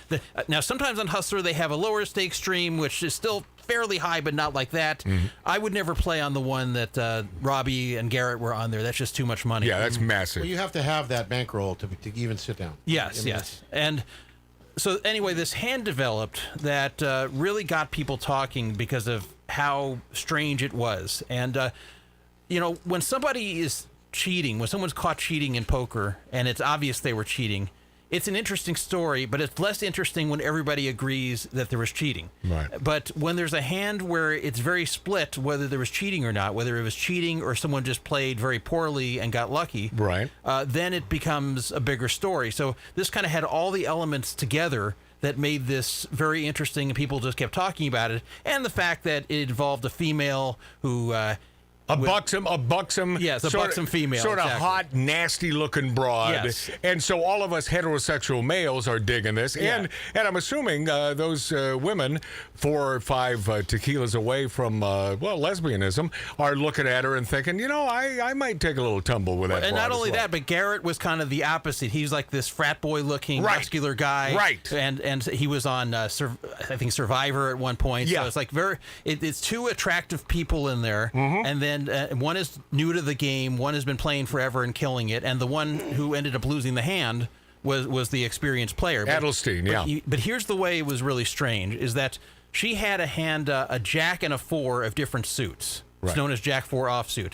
And Garrett had an 8 and a 7 that were of the same suit. So when the flop came out, the first 3 cards. What's the flop? Okay. So the flop is where you're trying to make the best 5-card hand in poker. So you're going to have 2 in your hand, and your opponent's going to have 2 different cards in their hand. Right. And the flop are 3 community cards that each person uses with their hand, and Yeah. from that you make the best 5-card hand. And you can either use 1 or 2 cards from your hand Yeah. to, Or none. to make Or your none. hand. Or none by the none. end. So- and then you play the board. Yeah, so there ends up with 5 cards on the board. So Right. it starts where you just have your 2 cards in your hand with nothing on the board. Then there's a betting round.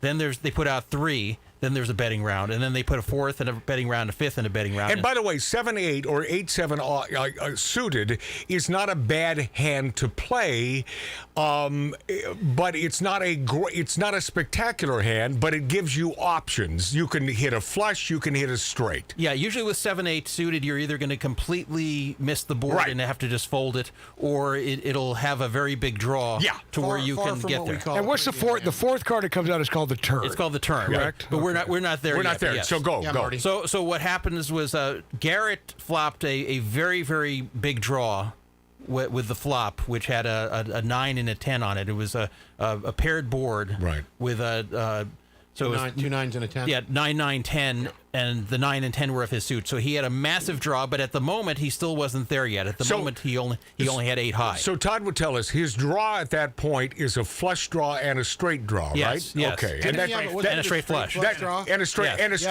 Straight flush draw. The guy has a massive draw. Yes. Please. So there's no chance he folds that hand. Right. He's for sure gonna call whatever bets come, but however, he still hasn't made his hand yet. So at the moment, until he makes his hand, he has nothing. Right. So now she technically had him beat at the moment because she had Jack 4, so she had Jack high, and he had 8 high, but she had nowhere to go. She had a Jack and a 4 of different suits, and the board is 9, 9, 10. So how are you going to improve? So No. when you're playing poker, runner improve. Yeah, terrible. And by the way, when explain runner real quickly here. What runner means is that you need 2 cards to make your hand. In succession, in a row, the last 2 cards. It's very unlikely. You don't want to count on that. Right.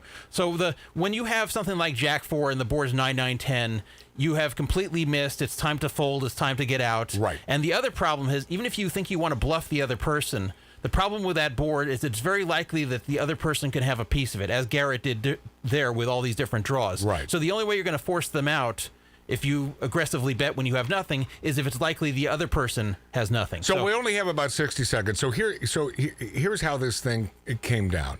She has absolutely nothing with a Jack 4 offsuit. He has a draw. Now, distill this down in 45 seconds. Go, Dan. That's going to be tough. But what ended up happening is they raised each other on that board And then on the turn, another card came which was meaningless to both of them. Right. And they kept raising each other. And of course, with Garrett, it made sense because at least he had a monster draw there. And she went all. She called it all in. And you would call that a semi bluff, sort of a semi bluff from Adelstein, because he had a draw, it didn't hit, but then she goes all in with a Jack 4, an absolute nothing hand. Well, the worst the worst thing is he went all in and she called. Right. That's right. And that's even worse. And she called. So people couldn't understand, why is she calling? She has nowhere to go. Right. The pot is around is 200. Unless it's cheating. When we return, we're going to, because I need to know from Todd Witteles, a.k.a. Dandruff, in his opinion, was she cheating? Because I'll tell you what, to this day, I mean, at first I thought absolutely. She was given information and she knew what the hell was going on. That's the only way you can call it all in with a Jack 4 offsuit. But this man knows all when it comes to poker. He's a pro. Dandruff next on Outlaw Radio. You've done me wrong. Your time is up. You took a sip from the devil's cup. You broke my heart. There's no way back. Move right out of here, baby. Go pack your bags. Just who do you think you are? Stop acting like some kind of star. Just who do you think you are? Take it like a man, baby, if that's what you are. 'Cause I'm moving on up. You're moving on out. Moving on up. Nothing can stop me. Moving on up. You're moving on out. Time to break free. Nothing can stop me.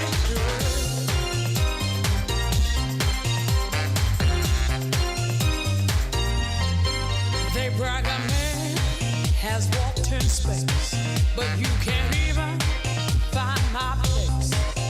There ain't nothing you can do, 'cause I've had enough of me, baby, being part of you.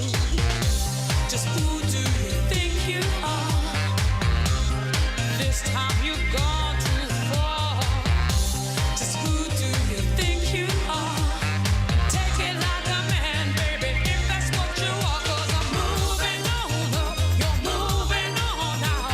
Moving on up. Nothing can stop me. Moving on up.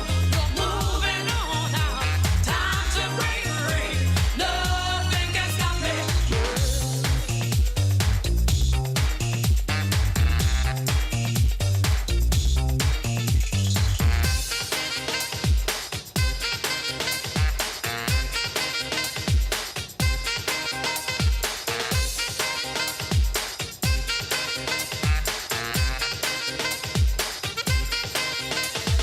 Moving on up, moving on up, moving on up.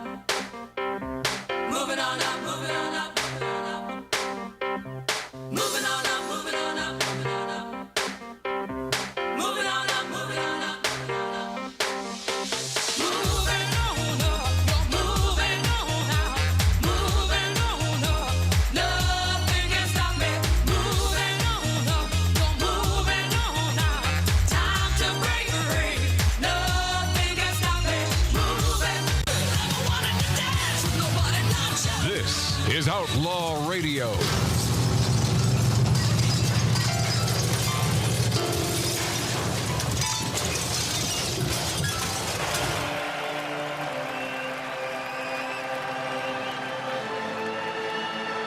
Need my mic on. Oh, there you go. Yeah. If you turn the mic on, then then the audience can hear me. Dandruff, Todd Witteles, a.k.a. Dandruff, professional poker player, sort of dissecting this Jack 4 offsuit hand between Robbie and Garrett Adelstein. And we're down to the fact that it's a 5-card game where you use one or two of your cards in your hand.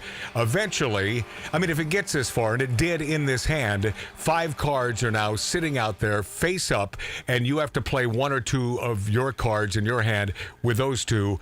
And the reason why this hand is so dramatic and so ridiculous is that this Robbie, who has big old, and I do mention big old Malones because I'm a heterosexual male, and not the only one thinking it. So instead of just pretending that her Melones aren't grande, I am telling you, they are massive. They are. They are massive. And Garrett Adelstein, as Dan Druff, a.k.a. Todd Witteles, pointed out, he looks like a frat boy, but another good-looking guy. He was on Survivor before all of this, these accolades in the poker community and so on. And so he's playing this hand. Now it's all 5 cards are exposed, except for the 2 cards in each hand. And Adelstein now goes all in, meaning all of the money, all of the chips on the table. And we're talking about a substantial amount of money. $300,000, correct? She has a Jack 4 offsuit. His hand is not any better, but his draw was much better.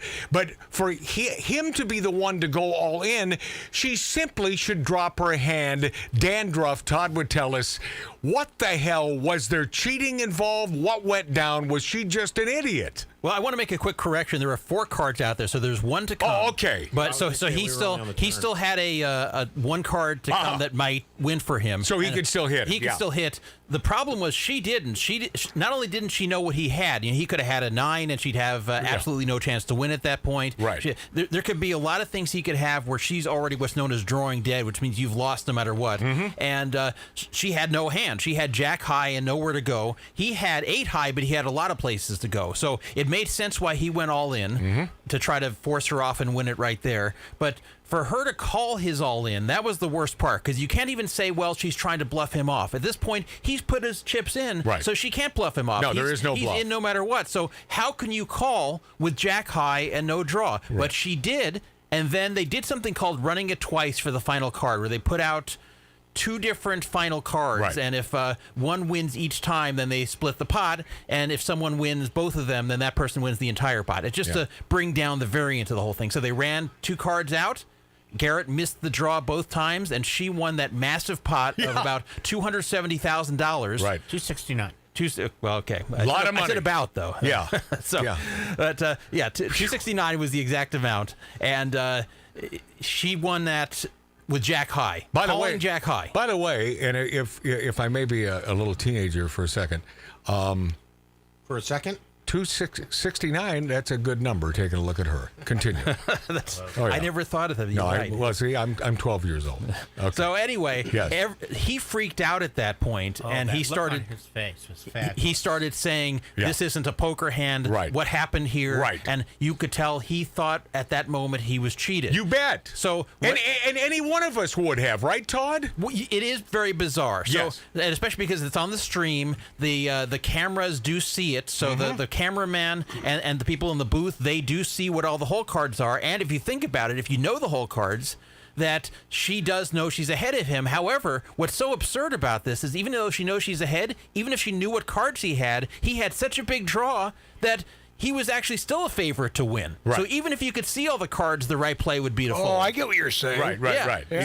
So the question was this just a really stupid play on her part because she was a relatively new player? And she got lucky. And got lucky. But as far as calling the all-in. She had a massive read on this guy, which is highly unlikely. Highly unlikely. Now, did you see those Melones? Come on. Or was it that she was being fed information because there are people in the booth who can see it? But then some other weird things happened beyond just this hand. Right. She was brought out by the producer of the show to talk to the producer and to Garrett, who was furious. And they didn't want to piss off Garrett because he was kind of like the main attraction to the show. He's the star on that Hustler Live. So he was furious. He kept saying she was cheating. And at one point she asked him, well, what can I do to make this right? And he said, well, you can give back the money. And shockingly, she gave him back the money. Now, not the whole pot. She gave back what he put in, which is about half of it. Yeah. She gave him back $135,000. See, I didn't know that part. Wow. Yeah. Wow. And so that there's a big debate about that. So she felt guilty. Well, so some people thought, is she giving it back because she got caught cheating and she's just trying to get it backed out? Or could there be other reasons? So I'm going to tell you in a second why I think she gave it back. Yeah. And then another weird thing that happened much later on as they reviewed this, as this became a huge story, it was found that one of the people working for the show stole $15,000 off of her stack during all the pandemonium. No, that's true. During the damn hand. Yes, and that guy, whose name is Brian Sagbixall, there's currently a warrant out for his arrest. We're going to wrap this up in a few minutes, and I got a bunch of other cool stuff you're going to love when we return on Magic Matt's Outlaw Radio. You have to punch it in exactly like that on Rumble.com and on YouTube. And follow us on Rumble. Is it that difficult? I mean, am I asking too much? And on YouTube, subscribe.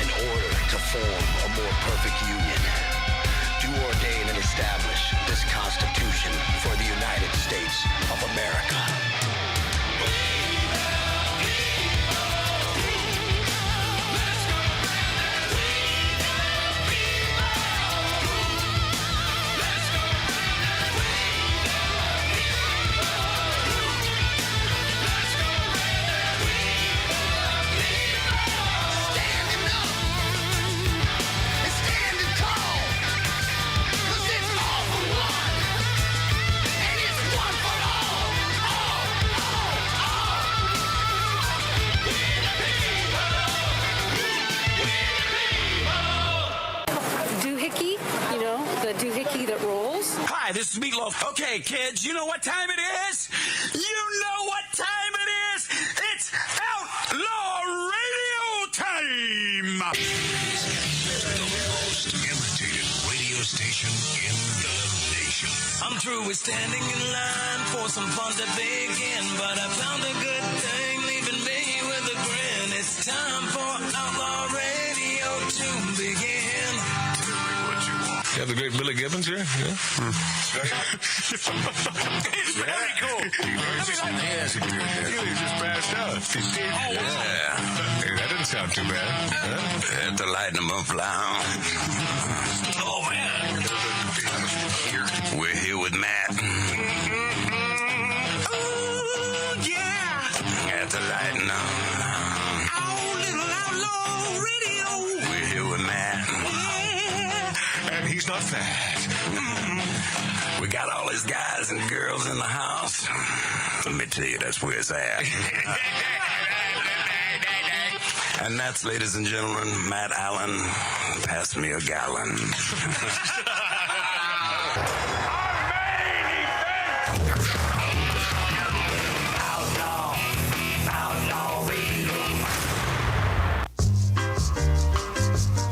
Belly up, my friends. Belly up to this 1876 Virginia City, Nevada style bar in the hills of the San Fernando Valley, spitting distance from where all those miscreants live in Hollywood, the woke Hollywood.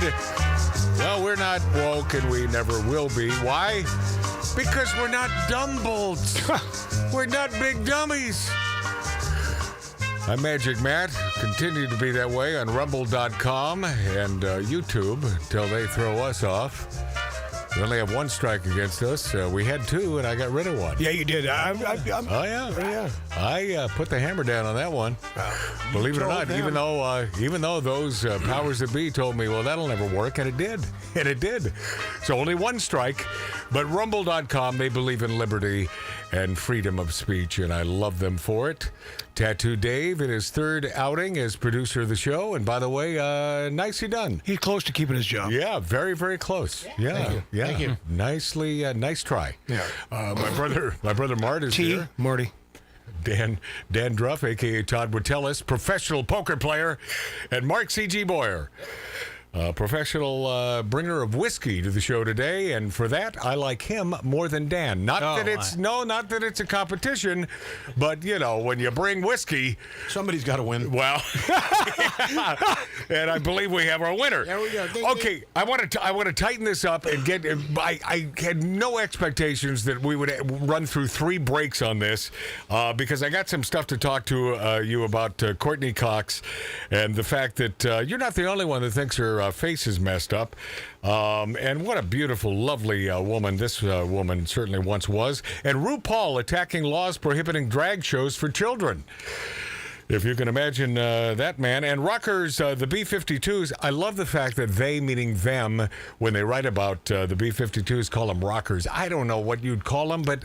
I love those guys. I don't know if I'd call them rockers, and I've really never loved those guys. I have. I like them. Well, then you can like them even more because they're attacking laws banning drag shows and transgender mutilation of children.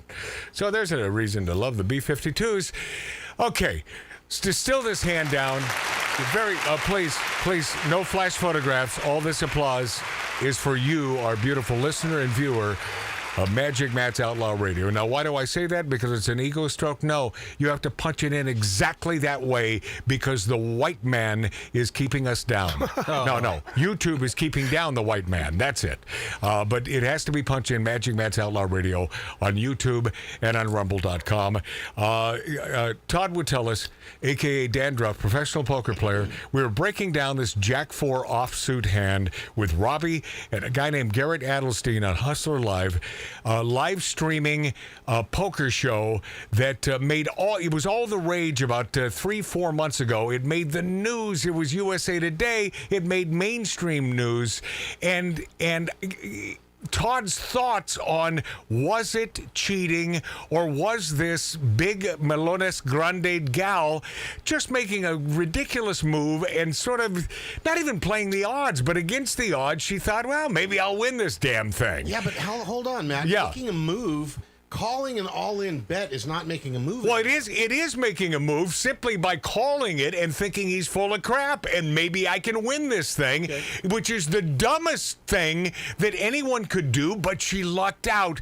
So distill this thing down, Todd would tell us. Okay, so there's no way to know what really happened. They did some investigation of the thing, which really didn't reveal anything. It was kind of a sham. It was just kind of Hustler trying to clear itself so people trust them. Yeah. But as I mentioned just before the break, another complicating factor was that one of their own employees stole $15,000 of chips from her stack during all the pandemonium. And this guy had access to see the whole cart. Right. So I said, as soon as I found this out, anyone willing to steal is also willing to cheat. Yes. So this guy, Brian, since he's willing to steal, all he has to do is find a partner who is willing to cheat, who's in the game, and signal to the partner, and then they can cheat. So does this mean she cheated and she was his partner? Not necessarily. It's possible, but there's one other factor you have to consider, and this would explain why she gave back half the money, the amount that Garrett had put in, and also... Yeah, because break that down again. After the hand... After the hand in the hallway, when she said, how can I make this right, when Garrett was so angry...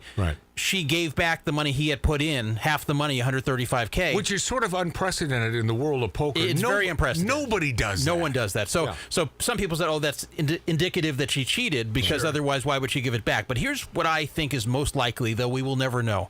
And that is Garrett really had a huge say in who is on the show and who isn't. And her dream from the very beginning when she appeared on the show 2 times before that was to be a poker star, to be a big name in poker. And had Garrett remained pissed off, she would have never come back. So I think what she was believing at the time was that he was furious. He thought she was cheating, and whether she was or not didn't matter, because she knew that he would not let her come back if she didn't make him happy. So in her mind, and also because she was winning and she was delusional that it meant she was a great player, she thought, $135K, I'll win that back in a second. No problem. The stakes are so high here. I'm so good. I'm going to crush everybody. So, okay, it's worth it to me to give him back the $135K and continue being on the stream in the future rather than being kicked off permanently. That's what I think that she did. Now, there is a second concern that even if she wasn't cheating, that maybe cheating has been going on there with other players because of this Brian guy who had access to the whole cards, who was willing to steal, who had a known gambling problem. So all he would need is a partner in the game who's willing to do it. And can you imagine how easy it would be to find somebody willing to do it, especially because they have an endless parade of new people coming through. It's one thing to try to corrupt a regular who will report you if you try to bring the subject up to him if he's honest. But if you have people you just kind of slide in there that nobody knows, of which there's a lot of people who come through there, then you can have cheaters. So it's very possible that she was not cheating, but other people there have been with this Brian guy, who of course has since been fired and he's been on the run from the cops. But they haven't found this guy. Todd. Hold on. Are you saying Todd would tell us that that in the poker community there may be one or two with a modicum of low morality? Yeah, I know you're shocked. Anyone might want to cheat for big money in poker. Gambling? Yeah. Go ahead, Tattoo Dave. Got 2 questions. First of all, how did this guy Brian get that $15,000 off of the stack? Because there was such pandemonium over the whole thing. Didn't we even see it? Wasn't it caught on So what happened tape? That was what was so dumb, is they're still filming the whole thing. Right. So while there's all this pandemonium, he's kind of walking around pretending he's counting the chips.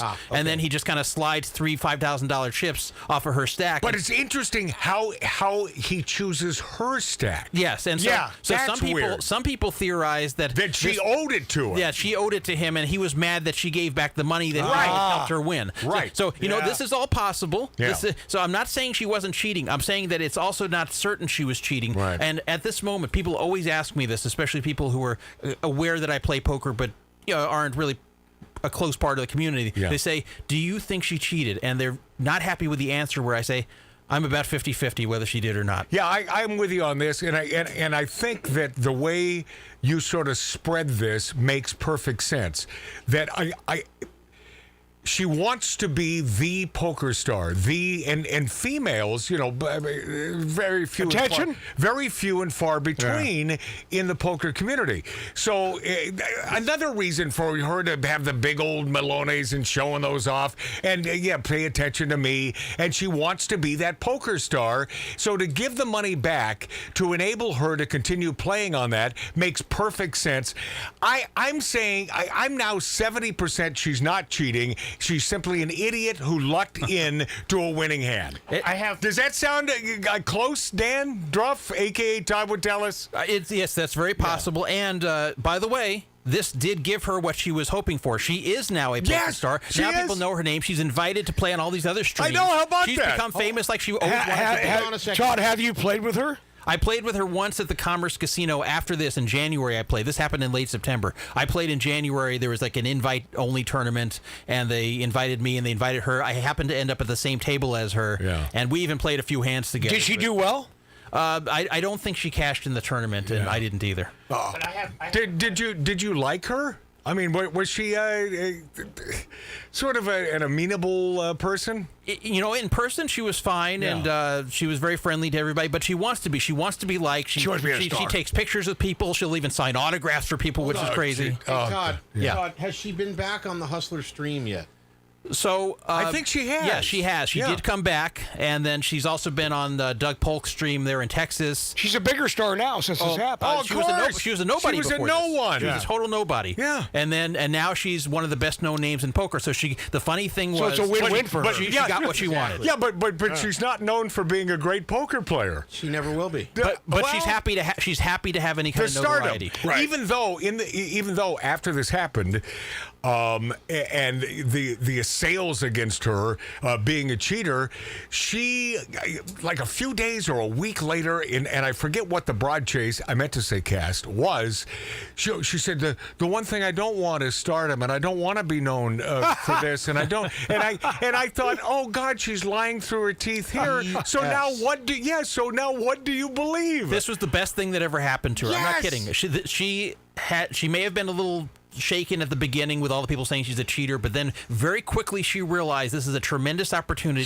This is what she wanted, and she appeared in every form of media. She went on the LA Times, she went to USA Today, she appeared on every poker show that would have her. So believe me, she is thrilled this all went down, and the $135K was well worth it, especially because some of it wasn't her money anyway. Yeah, hell yeah. And P.S. I would play poker against her. B, I'd rather be in a cage match with her. Yeah. Another cage match. I have many pending right now, Todd. Oh, yes. You might lose that one. And I'm just thinking because of those big old, she might smother you with it. Friend star Courtney Cox admits fillers messed up her face. You don't realize you look a little off. This is what I appreciate about Courtney Cox is she's admitting it. She's admitting it because I've always thought that those Beverly Hills types who have those surgeries that make them look like kittens, cats, and aliens. Yeah. I don't believe they realize how weird and off they look. They don't. So Courtney Cox is now admitting that getting too many fillers as a young woman messed up her face, adding, you don't realize you look a little off. Yeah. Thinking I was getting older when I was really young, and that's just a bummer, a waste of time. She says it's a domino effect. It's like you don't realize that you look sort of weird. Oh. Cox went on to explain that she was unable to recognize how far she had gone with filler. I guess fillers, what is that? Filling in your face? It's Botox. Right, okay. And that the entire process turns into a vicious cycle. So then you keep doing more because you look normal to yourself. You look in the mirror and go, oh, that looks good. They get addicted to it. And you don't realize what it looks like to the outside person, and just doing too many fillers, then having to have them removed, which thank God they are removable. But I think I messed up a lot because her third wish from the genie was, I want a big orange head. Oh, she got it. Yeah, and I think that's where she screwed up. Well, Matt, here's why I don't think women do realize that they don't look. I was at a place called Universal Studios over here with my daughter, and we were in line for waiting for one of the rides, and there was this girl that had these huge duck lips, and she's a young gal, and she could have been really cute and whatever. So I said to my daughter knows my sense of humor, I said, does she wake up in the morning and look in the mirror and think that looks good? Yeah. And Jackie, my daughter, said, unfortunately, yes, they do. Yeah, they do. They think that looks good. They do. And so after that, I started calling this girl, because we've seen her in a couple different lines for different rides. I started calling her, oh, there's Ducks McGee again. And so anyway, yeah, they really do think they look good. Yeah, they have to be really careful with this, any kind of plastic surgery or fillers or anything, because the slightest thing goes wrong and you look really weird. So a lot of times you're just best leaving well enough alone. Even as you get older, a lot of times you're just best off just leaving it. Let nature take its course. Todd would tell us, I wish some of these older broads, and there are prime examples of folks who are celebrities in their 70s, females who look friggin' awesome. Raquel Welch, I think, was a pretty good example. Yes, sir. She still looked good. Yeah. And I doubt she had anything done. If she did, it was very minor. Yeah, the mother from the Partridge Family, Shirley Jones, hasn't had a thing done. She's in her 80s and looks gorgeous. I mean, Tawny Katane from the White Snake videos. No, she God rest her soul. No, but she messed her face up. No, that's an example of just screwing the pooch, man. Boy. Yeah, last year, Courtney Cox admitted she initially tried to fight looking older with various injections, but eventually she went crazy with everything and now is trying to age gracefully. Now, if this picture that I saw of her, because I saw a picture of her about a year ago, and she looked eerie. Todd just showed me a picture now. But I saw what I thought was a recent picture, and it looks like she's sort of chilled out and looking better. Actually, you know what? I'll tell you what. She just got her star on the Walk of Fame last week. Yeah, and she did not look so bad. That's what I thought. So I think she's having the crap removed and looking much better. Let that be a lesson to you. You lovely females, by virtue of the fact that you are a female and a true female, a bona fide 100%, not a fake female, but a real female, and you can only be a female if you're born that way. Get over yourself. Did I just say that? Yes, you can only be a female if you're born a female. Give it up for yourself. Yeah.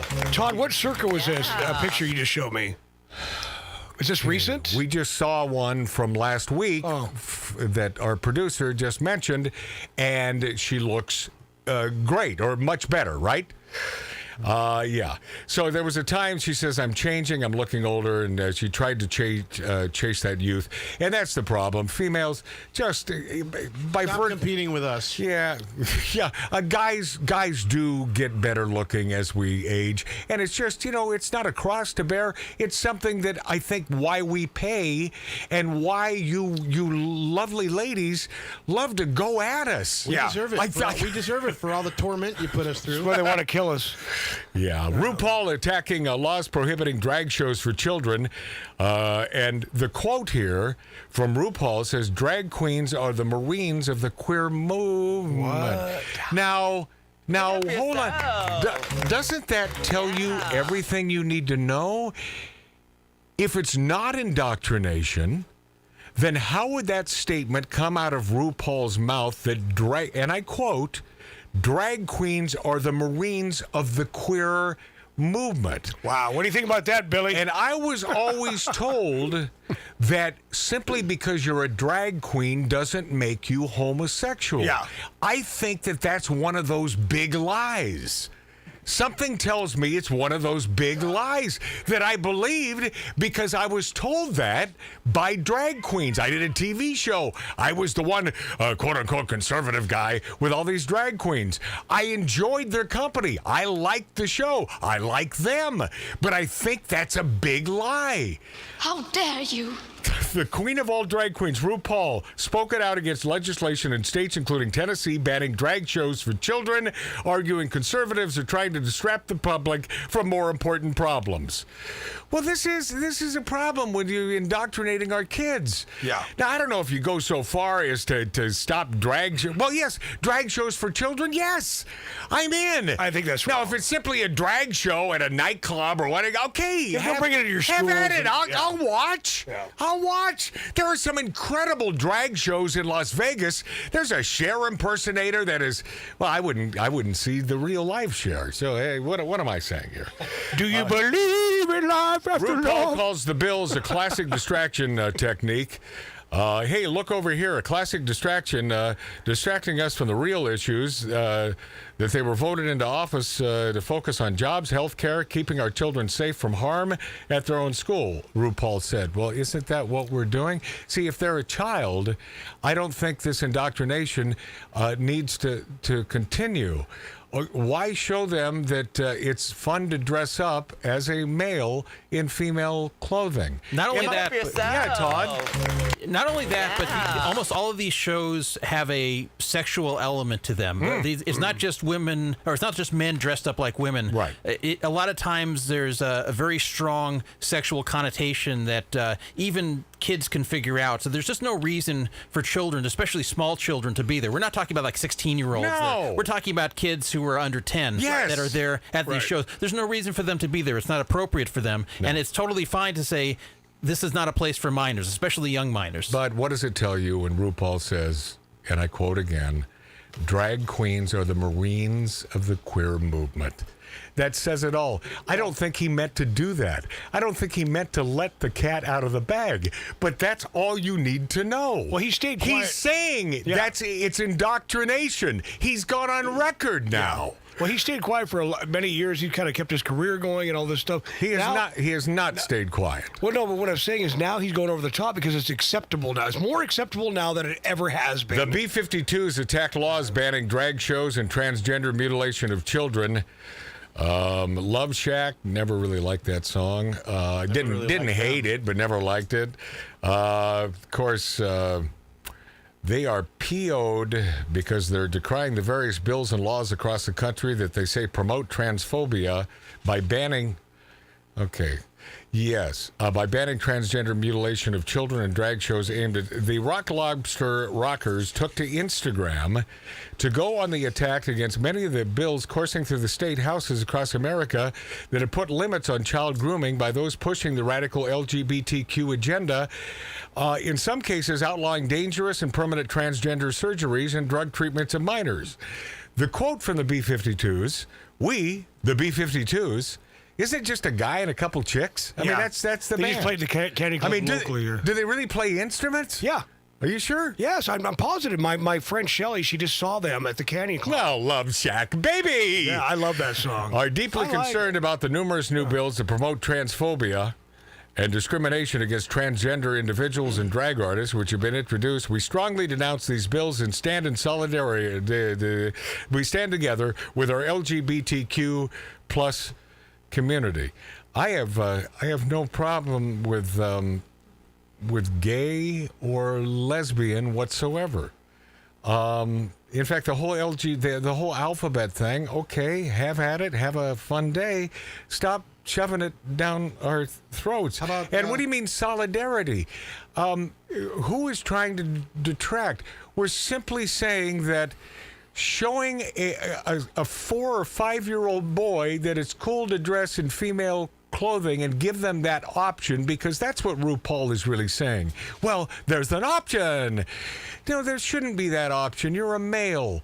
And so you want to make your life even tougher? Life is tough enough than to dress up. Now, if it's your proclivity in your teens and you know you're a gay fella and you feel good wearing a Joan and David pumps and Laura Ashley flower print, fine. Yes, Tattoo Dave. I was just going to say, while we're on the subject, it's, Women's Celebration, Women Month, and blah, blah, blah. And the winner for the American Woman of Bravery went to a biological male. Wasn't it Biden who presented the friggin' Jill Biden. Jill Biden presented this award to this big old buxom.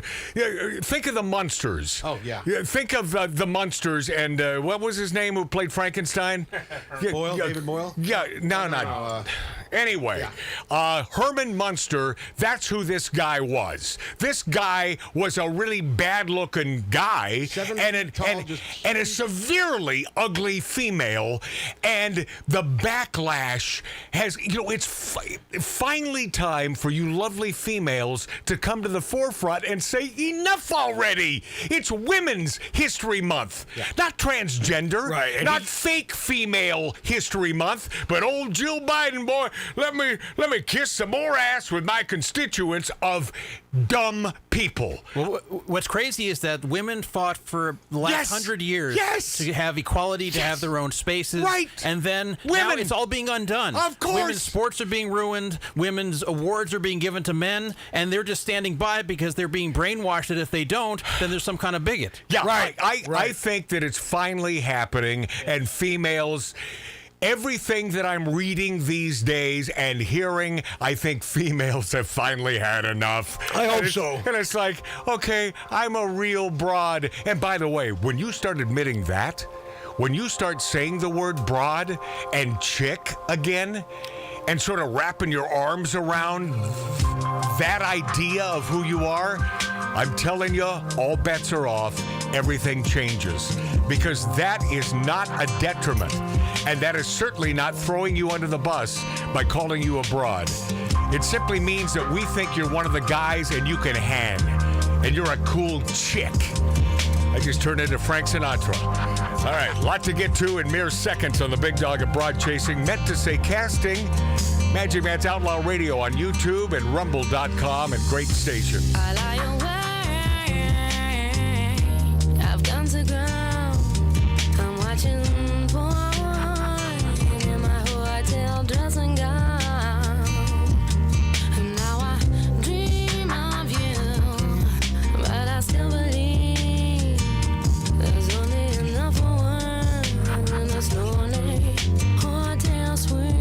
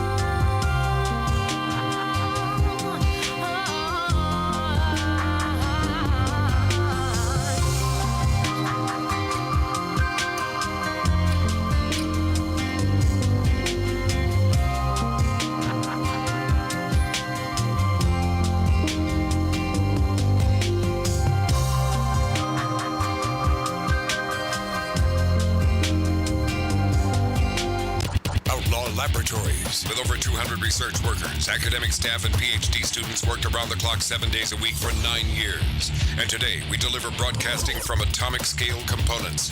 21st century technology, talk, stars, and subliminal messaging. Motivating, stimulating, mildly erotic, 24/7. Outlaw Radio.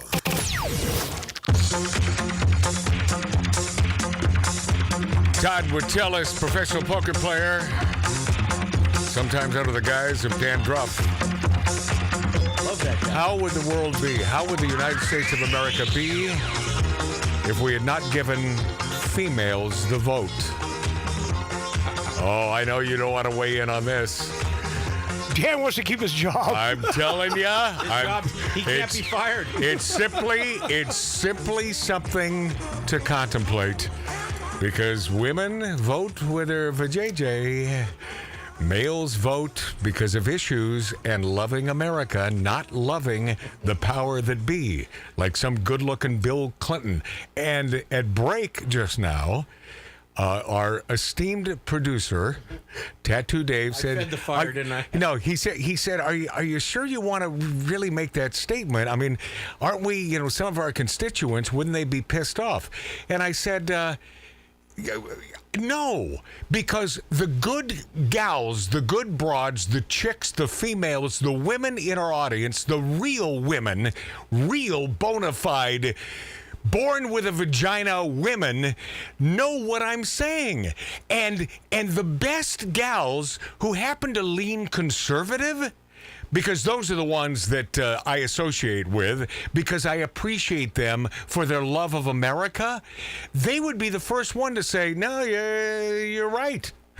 You're right. Believe me. Because women know women. Guys don't really necessarily know guys. We don't want to know guys. We don't care about guys. But women know women.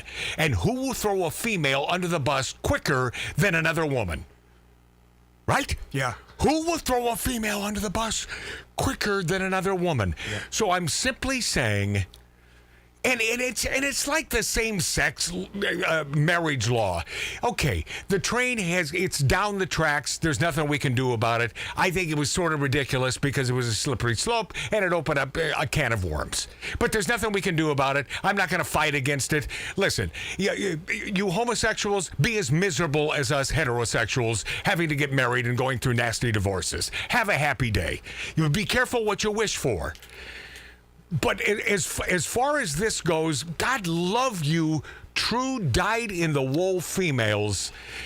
And wouldn't it be nice if your vote could be taken away?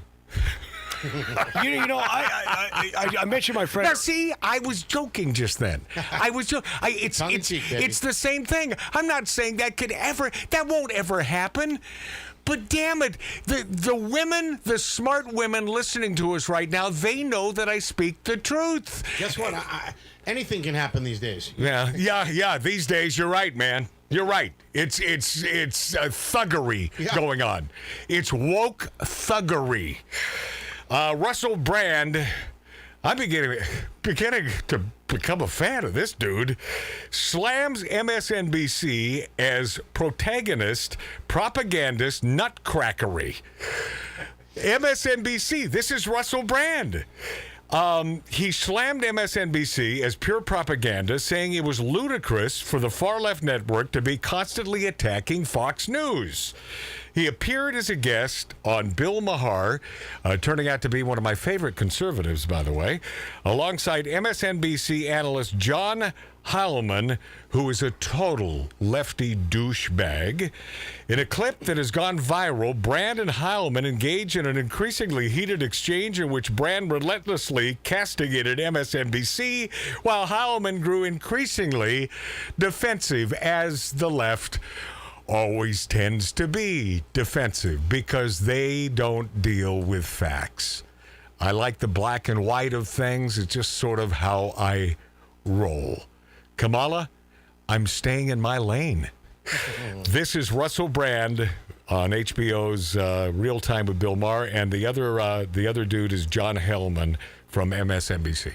John, I've not known you long, but I love you already. But I have to say that it's it's disingenuous to claim that the biases that are exhibited on Fox News are any different from the biases exhibited on MSNBC. It's difficult to suggest that these corporations operate as Pause. You notice the applause is just a splattering because Bill Maher's audience, they don't really know. It's like, okay, is it? Wait, which way do we go on this? Unless you tell them. Is Bill Maher smiling? Is this something we applaud, or do we ignore this? Is he a bad guy? Is he a good guy? Continue. anything other than mouthpieces for their affiliate owners in BlackRock and Vanguard, and unless we start to embrace, and also, mate, like just spiritually, if I may use that word in your great country, we have to take responsibility for our own perspectives.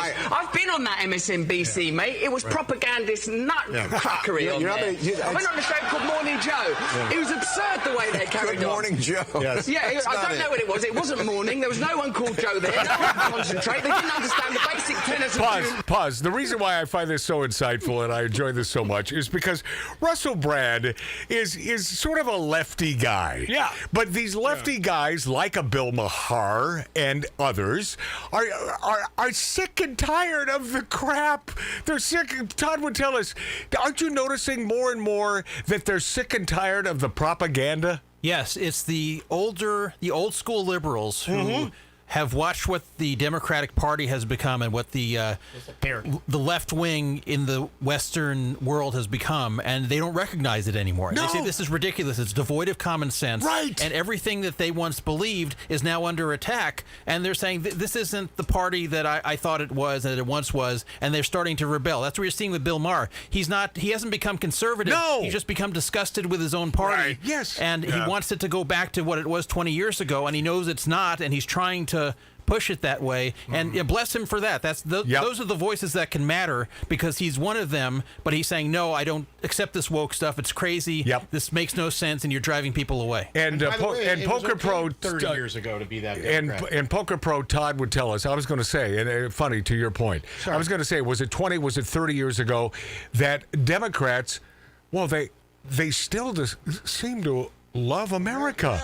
They loved America. Look at JFK, man. I think Bill Maher loves America, and I think this Russell Brand from across the pond loves America. Continue with more Russell Brand on the show with what's his name, Bill Maher. Journalism. No one was willing to stick up for genuine American heroes like Edward Snowden. No one was willing to talk about Julian Assange and what he's suffered trying to bring real journalism to the American people. Pause. And by the way, I have been on the fence with this Julian Assange and all of that crap. I don't hate him. How about you, Todd? I mean, I don't hate the guy. Well, the country always has to have secrets with national security, so you can't just say, well, anyone who exposes national secrets is fine. So there's always a fine line between journalism and exposing corruption and bad behavior and also keeping national security. So it is tough. I do understand why the U.S. goes after those that expose secrets, especially those that are entrusted to have the secrets. Julian Assange wasn't entrusted. Snowden was. Right. But especially if you take an oath that you're not going to expose these secrets, you're given them and then you expose them. Otherwise, the country can't have security and becomes very vulnerable. So that's why I'm not really opposed to the prosecution of these guys. Right, and I understand, but I do understand Russell Brand's point. I'm not in his camp, but I understand his point. I've never liked the guy. Should they be doing jail time? Yes, they should. Continue. And I think to sit within the castle of MSNBC throwing rocks at Fox News is ludicrous. Make MSNBC better. Make MSNBC great again. My friend, I would love That's the quote. Make MSNBC great again. And by the way, this John Hillman, he's the one saying, my friend, interrupting. Okay, let's see what ensues now with Russell Brand and John Hillman. But lockstep with MSNBC and, of course, their narrative. Go. Russell, darling, the moment that you give me a specific example, an actual example. Okay, I'll give you one. Just wait. Pause. Now Russell wants to give him a specific example, but John from MSNBC won't allow him to. This just burns my ass. If someone asks me or makes a pointed statement that I simply say, give me an example, I can deal with it. And if I'm wrong about it, fine. All bets are off. Continue. A specific example. Let me tell you what the specific I'd like to hear of. I'd like to hear a specific example, a provable specific example of an MSNBC correspondent or anchor being on television saying something they knew was false and were saying behind the scenes to people, I'm about to go out and we know that the election wasn't stolen or something equivalent. Example. But I will go out on television and say the opposite. I will lie. When's my answer? Just give me the specific example. I understand the basic point. Give me a specific example. All right. I'm with you. I think it's a false equivalency, Russell. It's not. Pause. There's Bill Maher kissing up to his base, but I don't blame him because the man needs. He likes to make money. Well, he likes a hooker. Believe me, I've met the man, and he's always he really appreciates. Well, I'll just leave it at that. But he's been known. He's been known. And P.S., as long as it's sort of legal. And have I ever gone on record as saying I think that prostitution, if run like a business, I don't see the downside. Continue. It's not about bias. It's a false equivalency because you don't actually know anything about any of these organizations you're talking about. Even on MSNBC once. Big fucking deal. My darling, it was more than enough. You can't come up with such a carry. You have a single actual fact. Do you want an example? Yes. The ludicrous, outrageous criticisms of Joe Rogan around ivermectin, deliberately referring to it as a horse medicine when they know it's an effective medicine. Rachel Maddow turning up on the TV saying, if you take this vaccine, you're not going to get it, when it hadn't been clinically trialed for transmission. You have to listen. Do you think you can improve America by determinedly and avowedly condemning Fox News without acknowledging that you're participating in the same game? Did you not just listen to Bernie Sanders, someone who plainly, legitimately believes in this country and believes it's possible to change, but is bound by corruption, is bound by the lobbying system? Surely it's clear to you, Bill, as one of the great pundits and experts and comic voices, that systemic change is required. Money has to be taken out of politics. We need new political systems that genuinely represent ordinary Americans so that we can overcome cultural differences. And bickering about which propagandist network is the worst is not going to save a single American life, not improve the life of a single American child, not going to improve America's standing in the world, and the world needs a strong America. I'll tell you that. Nice. I'll tell you that. Nice. I have an obligation, a duty, not to condemn these people. Nice. Russell Brand. Unbelievable. Right? Yeah. I mean, I have newfound respect for this guy because I never liked him before. This is a dude. No, I was never a fan because I looked at him and he's one of those friggin' woke lefty dudes. But he still cherishes. You think this is going to hurt him? You would never think that he's as outspoken and intelligent as he is. Well, really. and you're right about that. Forgetting Sarah Marshall and get him to the Greek is just a dumb. And even though, those are movies. He's just reading scripts. Mostly typecasted. But the fact that he's talking about Bernie Sanders, I think that what he said about Bernie, okay, fine. I'm not a Bernie Sanders fan in any way, shape, or form, but I appreciate Russell Brand going on record. Yes. Todd Witteles? Yeah, and I find it so ridiculous when the left criticizes Fox News. Oh, it's so biased. Yes. How can you watch this trash? They have so many networks that are super biased, especially MSNBC. It is their trash. And so they have way more than the conservatives. So conservatives have one network that is right biased, and that's a tremendous sin, but then they won't acknowledge their own bias. And I ask them that, and they say, oh, no, MSNBC's not biased. They just tell the truth. The truth is what the left has been saying. I said, no, that's not. See, it's extremely biased. Yeah. You'd have to be a moron to watch MSNBC and not believe it's biased. Yeah, they say what they're told to say. Yeah, well, see, I know some of those morons, and they were friends for years. Now, I did not defriend them because those on the right tend to not defriend people because of their political views. Yeah, it's 99.9% of the time those on the left who are they are unable to debate the facts. You know what they do? They hang up or they block you. And I've had that happen. No, I didn't know I was hitting home with my brother. No, because friendship. I've lost friendships in the last 3.5 years during this whole thing that happened to us in America, and I've lost friendships, close friendships that they blocked me. Yeah, of course. Because they hang up. Yes. They don't want to talk about it. We really, by and large, we don't do this on the right. Do you agree with that, Todd would tell us? Yes, and I've had people block me as well, and I don't ever call them names. I don't ever get inappropriate with them. Yeah. I don't ever debate in a nasty fashion, and they still block me because they realize they can't just run over me with their false logic, and then they get frustrated and block me, and that's that. Yeah. Well, it's propagandist nutcracker. Because they can't, like Matt said, they cannot talk. They don't want to talk about it. They don't want to talk about the truth. They hang up on you or they block you. Females are females, males are males.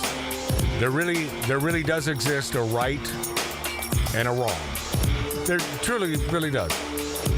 There are mostly good police officers. There is some bad, but there is some bad in any profession. Any industry. Yeah. That's simply the way it works. The way of life. We love America. We smoke, we drink, we interrupt, and we tell the truth on Magic Matt's Outlaw Radio. Thank you for being there.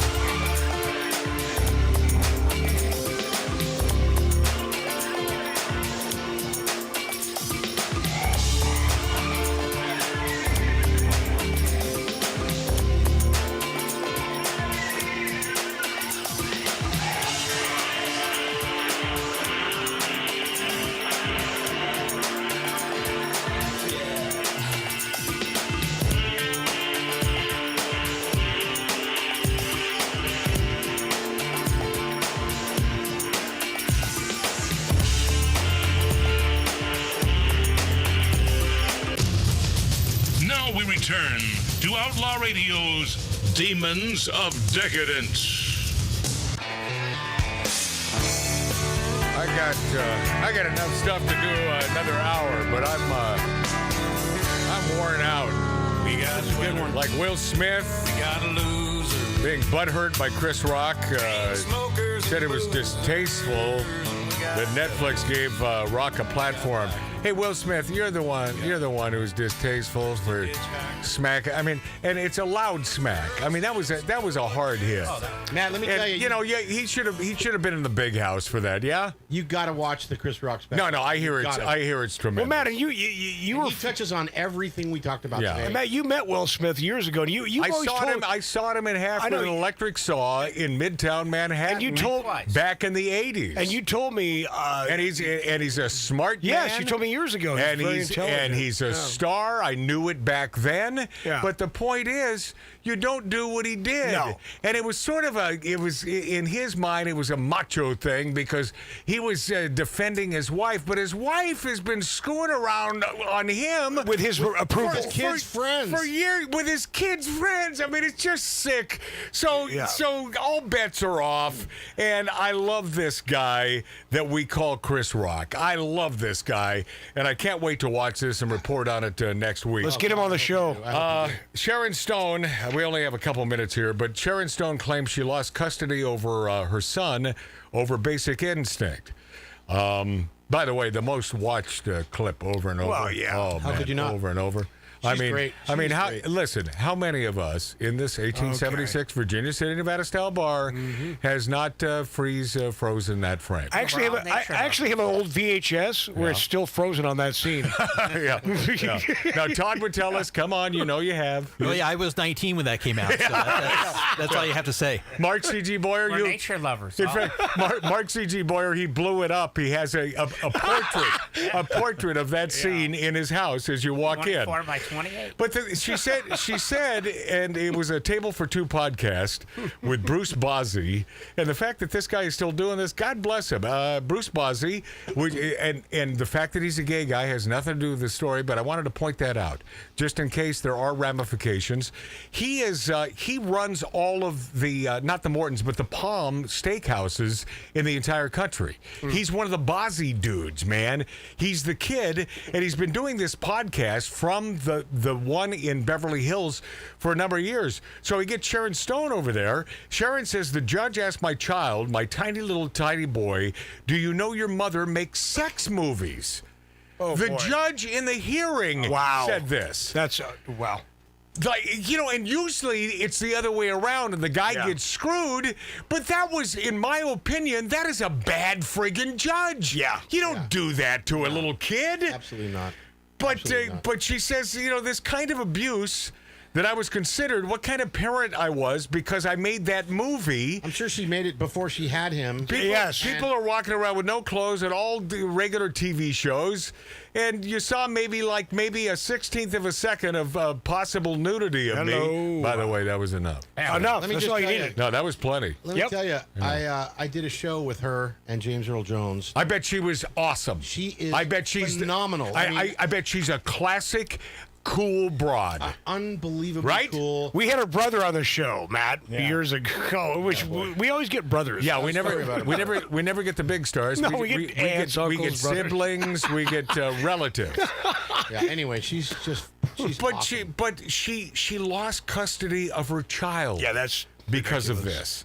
And she ended up in the Mayo Clinic with extra heartbeats in her upper. So she's freaking out, and she should have, because like anything, as we mentioned in last segment, there are mostly the majority of police officers are good. There are bad apples in any profession, as are judges. Yep. Something tells me, though, because I went, no, all politicians are bad. Yeah. Tattoo Dave, they're all bad. This is why I'm happy to announce that Trump is sort of, he's back on track. He's come back. He's back on track, and he's not a politician, and I appreciate him for that. Yeah. But this changed her life, and Sharon Stone, I always thought in my heart, she's one of those good people. She would have been one of the other females as part of the Rat Pack. God bless her. Back in the day. She would have. Yeah. She would have. Oh, yeah. So, a lot of bad judges. I went through a custody hearing, and I will tell you, a lot of bad judges. Yeah. And by virtue of having a penis in court, usually you lose. Because I did.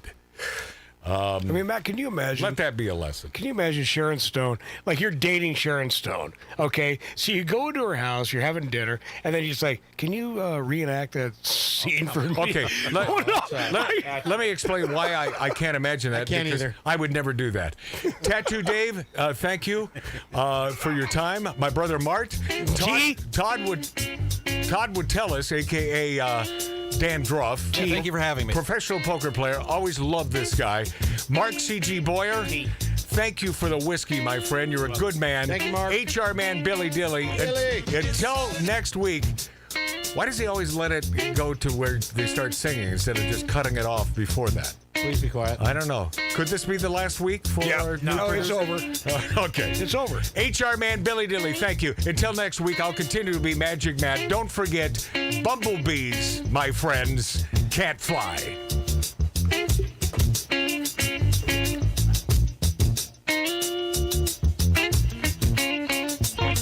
It's Saturday night and I'm just hanging out, looking for a place to party. I jumped into my ride and I hit the road, 'cause there's only one place to go, down to the nightclub. Ooh, women you ride, just get ready and to the nightclub. We go bump city, sitting by the dance floor checking it out, watching the man with the fast feet. Got the hippest threads and the bad boogaloo, the big old bag of tricks. Down to the nightclub, you can get what you want if you know how to find it. To the nightclub, ooh, we be slick, and ooh, the people be bumping at Bump City. The joint be jumping at Bump City. The mama be humping at Bump City. Hey, while the band be pumping, shut the band be pumping. The beat be something. Wow, what time, y'all? The night's almost gone and we're still going strong. The party's been so hearty. I hope it doesn't show while I'm driving down the road that I had too much to drink. Down to the nightclub. Well, if you got the dough, the liquor will flow. To the nightclub. Tied on a drum. Down to the nightclub. We go bump, down to the nightclub. We slick, down to the nightclub. We go bump, down to the nightclub. Tied on a drum, down to the nightclub. Well, if you got the dough, the liquor will flow. To the nightclub. Yeah, oh yeah. To the nightclub. Look at me. You can get what you want if you know how to find it. To the nightclub. Come on. To the nightclub. Yeah, Lord, yeah. To the nightclub. Look at y'all. The women be righteously ready and pretty. To the nightclub. Oh, right now. To the nightclub. Down to the nightclub. Bump.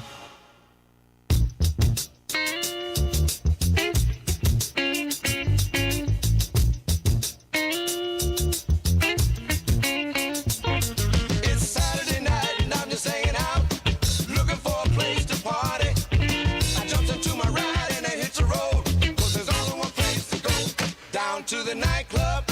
Ooh, women you ride, just get ready and to the nightclub. We go bump city, sitting by the dance floor checking it out, watching the man with the fast feet. Got the hippest threads and the bad boogaloo, the big old bag of tricks. Down to the nightclub, you can get what you want if you know how to find it. To the nightclub, ooh, we be slick, and ooh, the people be bumping at Bump City. The joint be jumping at Bump City. The mama be humping at Bump City.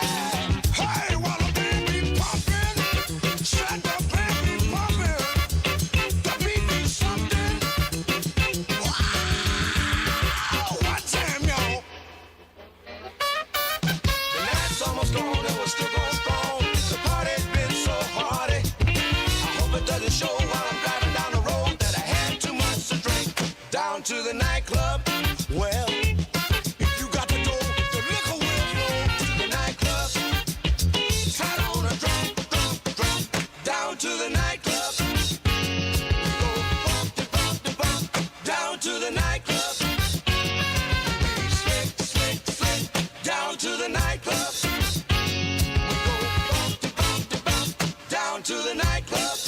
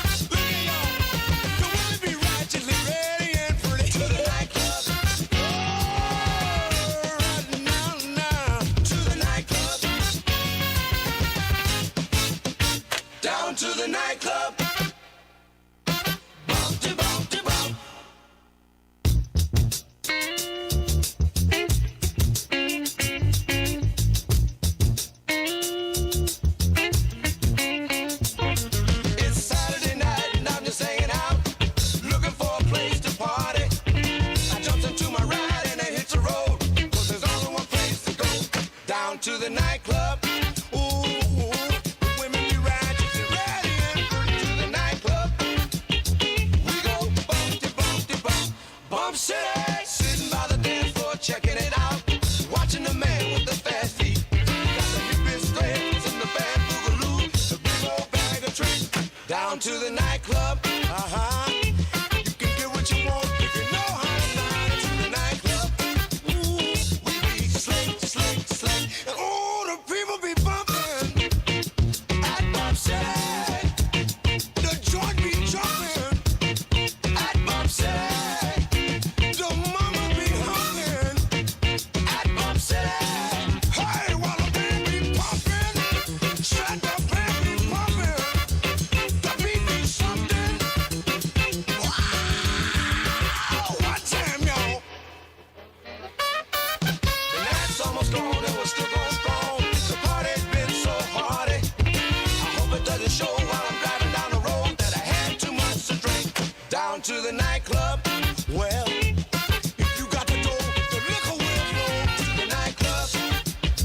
Tied on a drum. Down to the nightclub. We go bump. Down to the nightclub. We slick. Down to the nightclub. We go bump. Down to the nightclub. Tied on a drum. Down to the nightclub. Well, if you got the dough, the liquor will flow to the nightclub. Yeah. Oh yeah. To the nightclub. Look at me. You can get what you want if you know how to find it. To the nightclub. Come on. To the nightclub. Yeah. Love you, yeah. To the nightclub. Look at y'all. The women be righteously ready and pretty. To the nightclub. Oh, right now. To the nightclub. Down to the nightclub. Bump.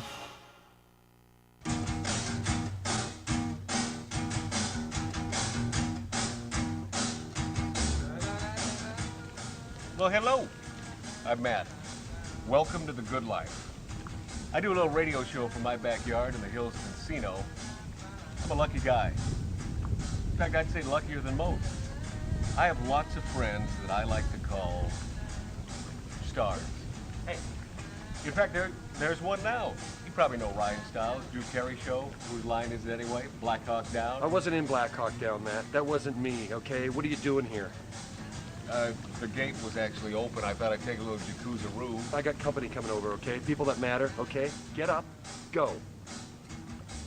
Bubbles feel so good, Look, Ryan. Matt, you know what? You gotta stop doing this, okay? I can't be coming home with the wife and kids and you're in my tub, okay? Just get out.